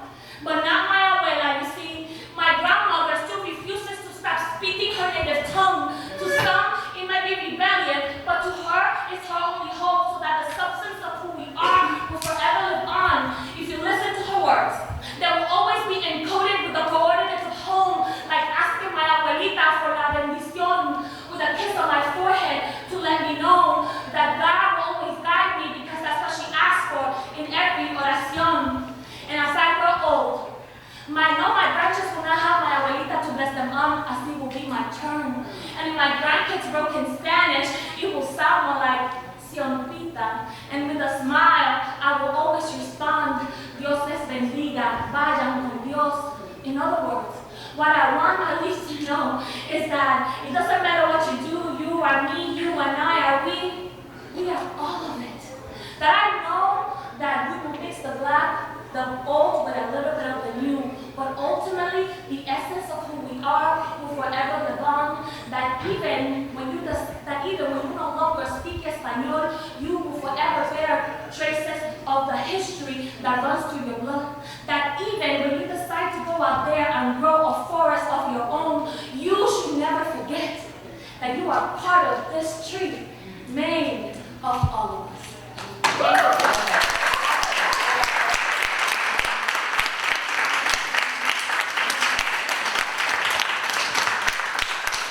Can we give it up for MANIA again, please? Wasn't that amazing?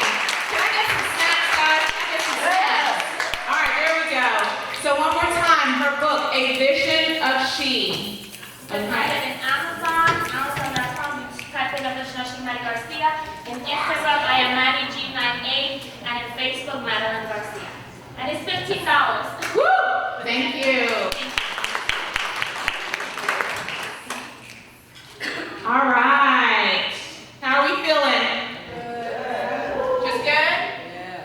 We got better words than that. Great. How are you feeling?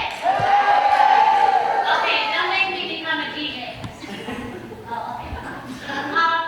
So we are now going to go into our African story time, and if there are any children or people who are young at heart, just make sure your knees and joints are also young at heart because you're going to sing.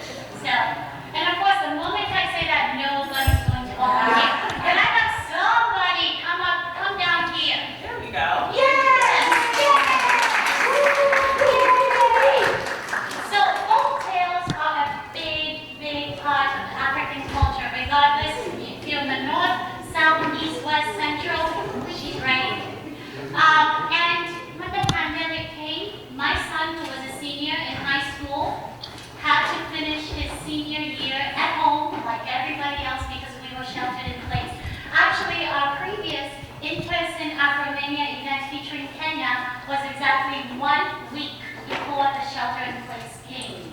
So I wanted to do something for our community, our families. And I went back to my memories of my childhood in Accra and remembering my late aunt who would gather us after dinner and tell us the beat or anansisem or folk tales. They always had a moral, kind of like Aesop's fable, and quick fun fact, Aesop was African. So, we are going to do this, and this is a program that we have been giving in after-school programs in different schools. We are in Chesapeake, we're going to begin in Virginia Beach. We've also worked with Farrell Women's Charter School in Norfolk. We are working with Cape Henry Collegiate as a cultural sensitivity programming, and it's for every ages. It's our ACE, African Cultural and Tradition with TACA, and this specific one is African Story Time. I feel like you just have to experience it, so let's do it. So everybody, can we have a seat, please? And we're going to get started. So, do you remember which country we're talking about today? Do you remember? Nigeria! Oh my gosh, you get a fist bump? Fist bump? Yes! Okay, so we said it very early in the beginning. And it's usually a song, and actually I jumped. And Justin, our intern, is here to help me, so I'm going to let him do his work. So, the music, please, for African Story Time.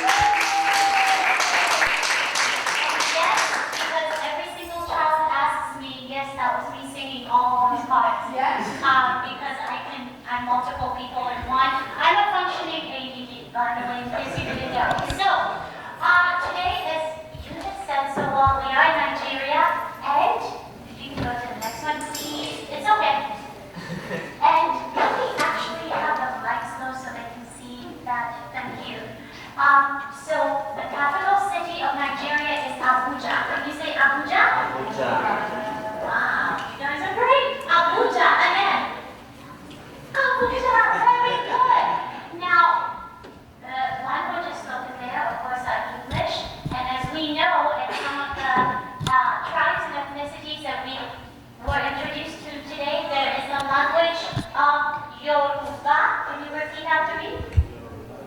Yoruba.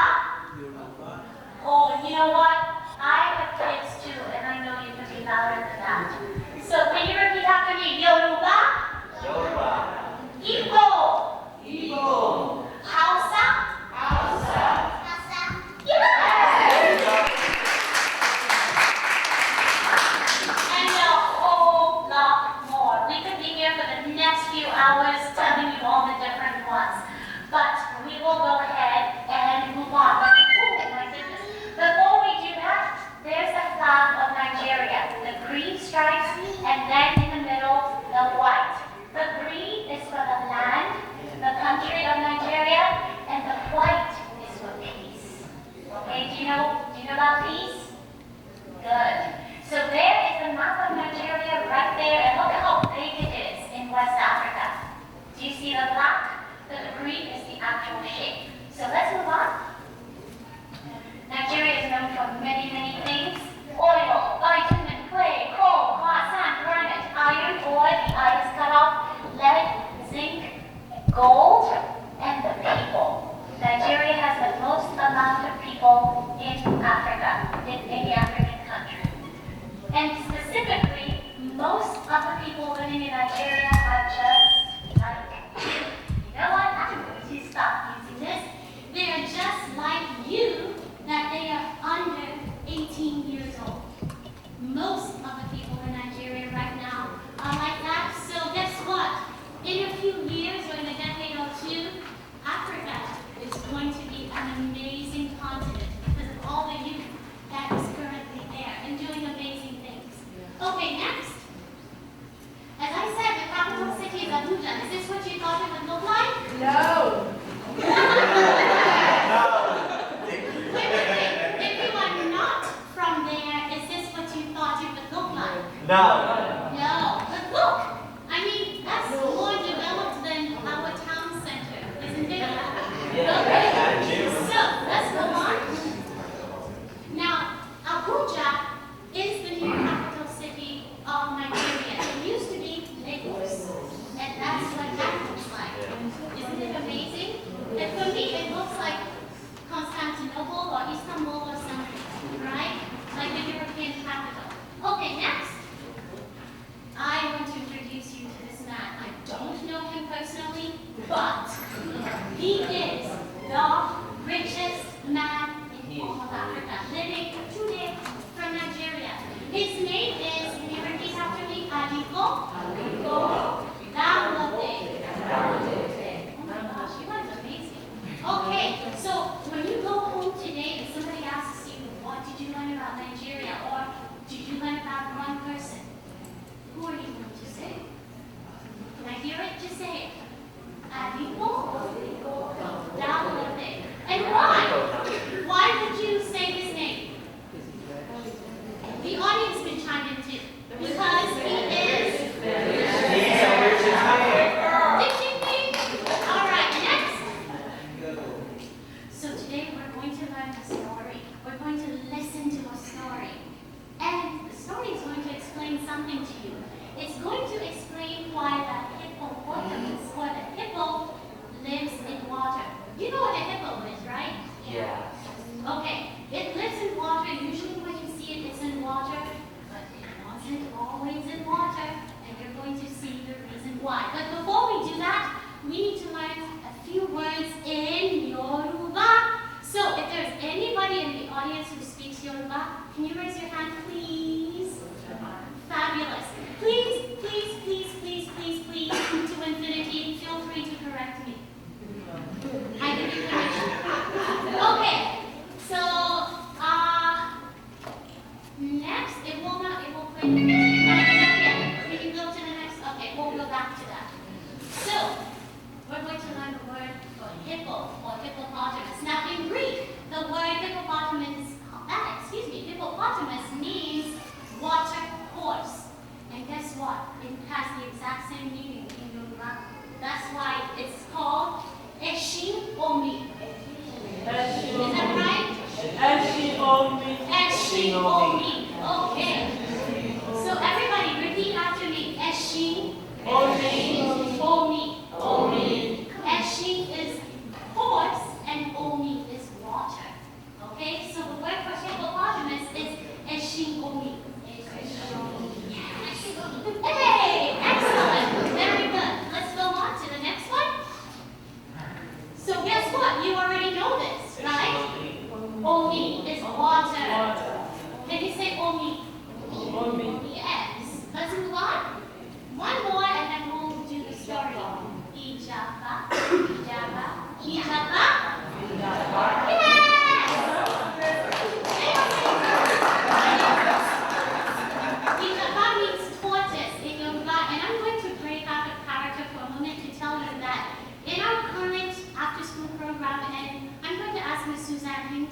stand for a moment, please? Thank you. They're talking for you and they don't even know why. I know, right? But it's good. It's good in my outfit. So, Miss King has been working with me with the Boys and Girls Club of Southeast Virginia at Reverend Marshall Elementary School, as well as for kids of Virginia, both in Chesapeake. Both of these groups are about 97% African American or African descent. The same demographic, their families claim on or below the poverty line. So they don't get access to the arts. They don't get access to enrichment that they would themselves be able to afford.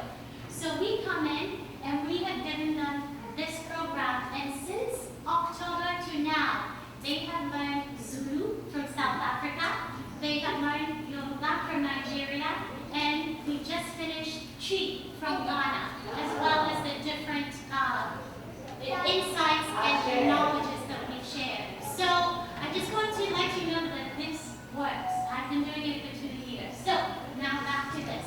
Okay, so if you can go all the way back to the picture of the story, yes. Now we're going to listen to the story. As I had said, hippopotamus did not always live in water. And this is what we're going to do. When you hear me say hippo in the story, I want you to say the Yoruba word. Do you remember what it is? I heard it. Louder. Eshinomi. And then if you hear me say water, you say Omi. Omi. And then when you hear me say tortoise, you say All right, right on. We're ready to go. Okay, so once upon a time in Nigeria, there was a king of the hippos. Oh my gosh, good job. I just heard you. Yes, good. Okay, so he would always have these fancy parties, and he would invite every other animal. This is before humans were alive, okay? And they would come to his castle, and he would give them feasts upon feasts on the table. All your favorite foods, jollof. Ah, yes, even animals like jollof. And I'm not going to say which type, because we are celebrating Nigeria today, so it's okay. It's all good. So, they would eat and eat and eat, and one day, the hippo,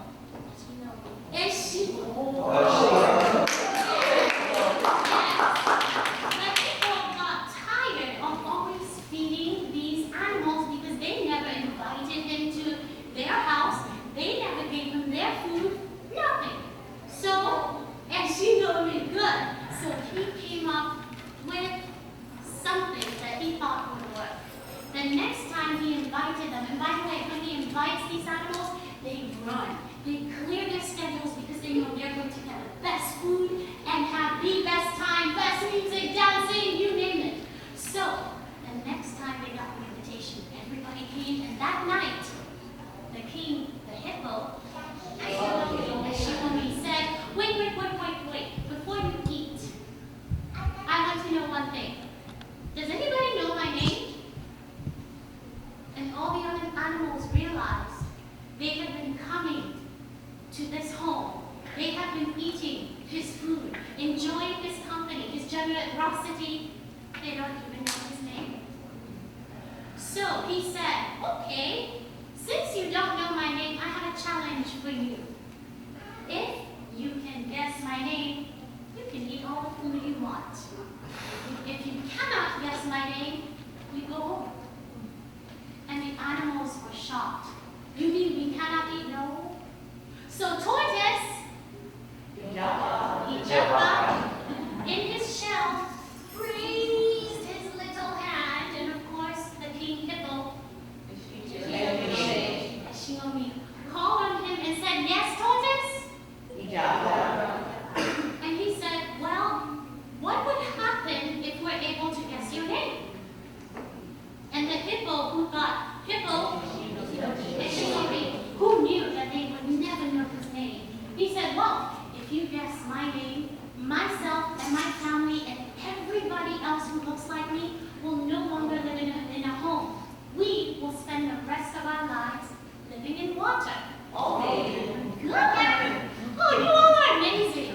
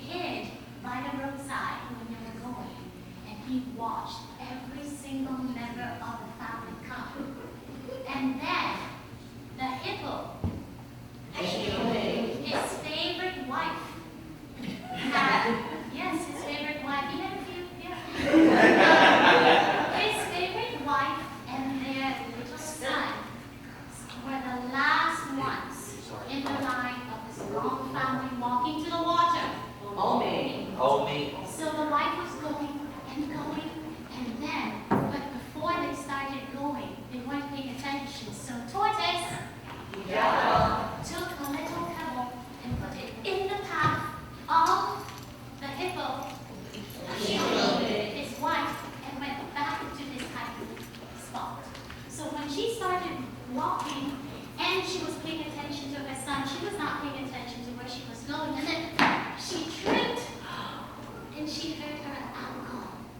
And then at that very moment, she turned around and said, "Esantini, help me." And guess who came out? The hippo king. And right then and there, Tortoise, Ijapa knew his name. So he went home and he waited for the next invitation. And even though all the animals were looking forward to the food, they knew they wouldn't be able to eat it because nobody knew the king hippo. They didn't know his name, but one knew. So they go to the dinner, and then of course they see all the amazing food laid out.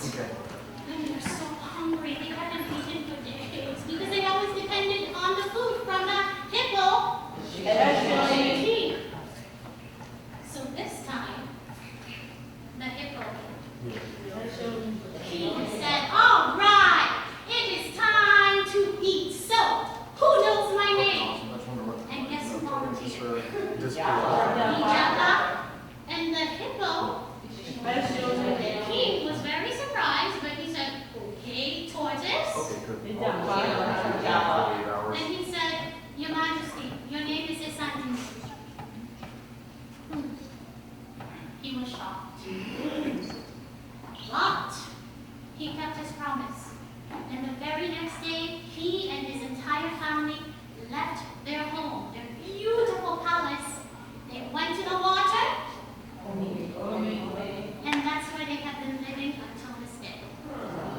The end.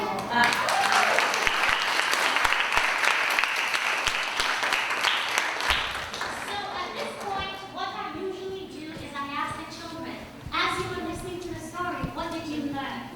Now, don't tell me the story again, but tell me how the story taught you to do or not to do something. Can anyone volunteer? Otherwise, I will volunteer. Who's going to say? Did you learn it? I think you did. I can see on your face that you learned something. What did you learn from listening to the story?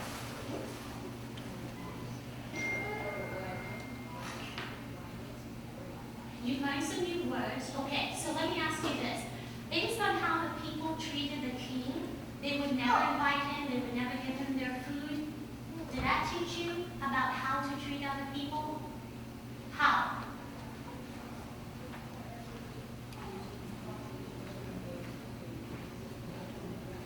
You treat them very kindly and you get to know them. It's important to know the names of people at whose home you're eating, don't you think? Yeah. Okay, very good. Well done. So now, may I have the lights up, please? We're going to stand up and we're going to dance together and use some African steps based on this based on the story. Okay, everybody stand up. I can help you up if you need. Good? Okay, so face me and do as I do. So the very first thing we're going to do almost every time we hear music is we're going to march so that we can feel the beat in our whole bodies. Then we are going to walk forward and back, like in a V. So it's like this, forward, back, back. Can you try that? Forward, back, back. And anybody in the audience, you are welcome to dance with us as well. And as a matter of fact, right after this, we're going to be dancing. So we do that twice. And then, do you remember that the wife of the hippo king tripped? We're going to pretend that we're going to trip, but we're doing it safely. So you're going to stand, cross over, and stop. Okay? Then we do the other side, step, cross over, and stop. All right. Now we have water, so we're also going to do some swimming. All right. We are going to go to the right twice. 1,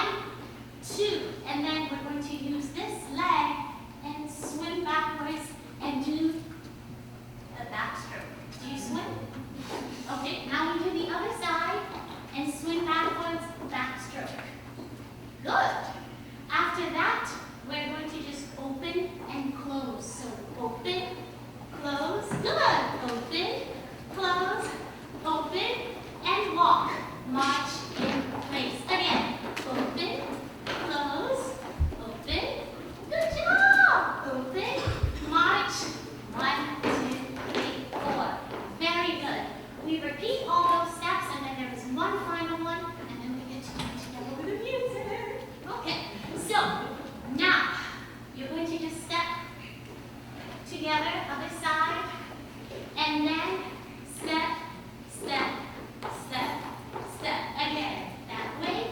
Try and look at your watch, like you want to know what time it is. Put on your crown while you step, because each and every one of you are little kings and queens in the making. Again, 1, 2, 3, 4. That's it. And then we get to do it faster than it's the end of the song. So, can we please have the song? All right.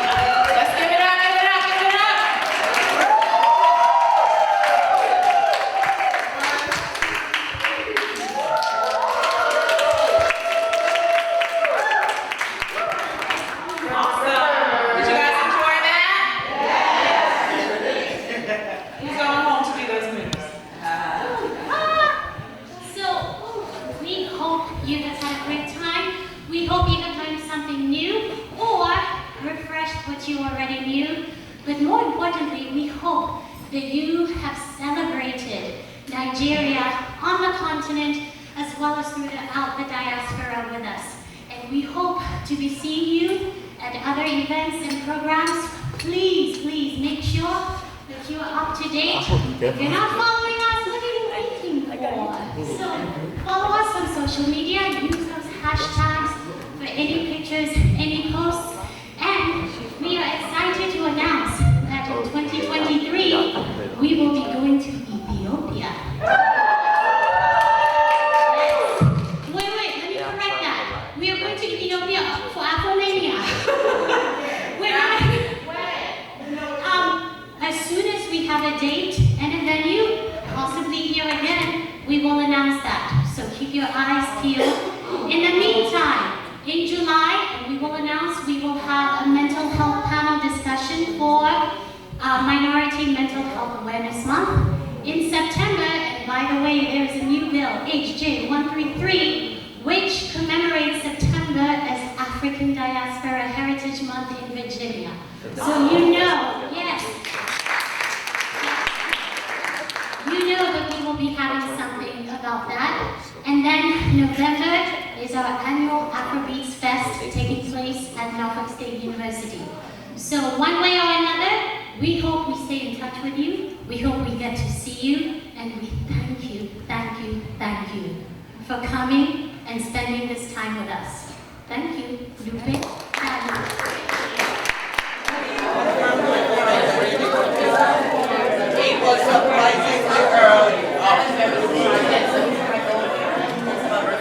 Peace and love, family.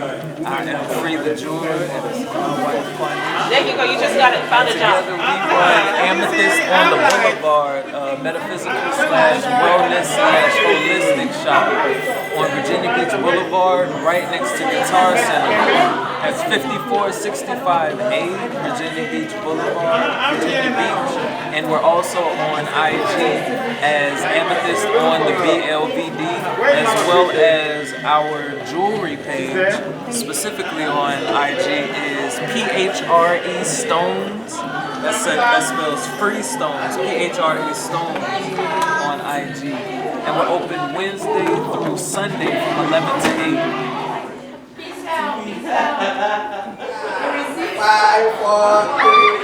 Hi, this is Rose Amade Stand. It's an African clothing design. We exist for one reason only, to support girls who are sexually trafficked. And I'm proud to be African and to promote African culture, and also to help girls who are underprivileged and at risk of sexual trafficking. It was a nice event today, and thank you, TACA. Oh, okay. I thought the same thing.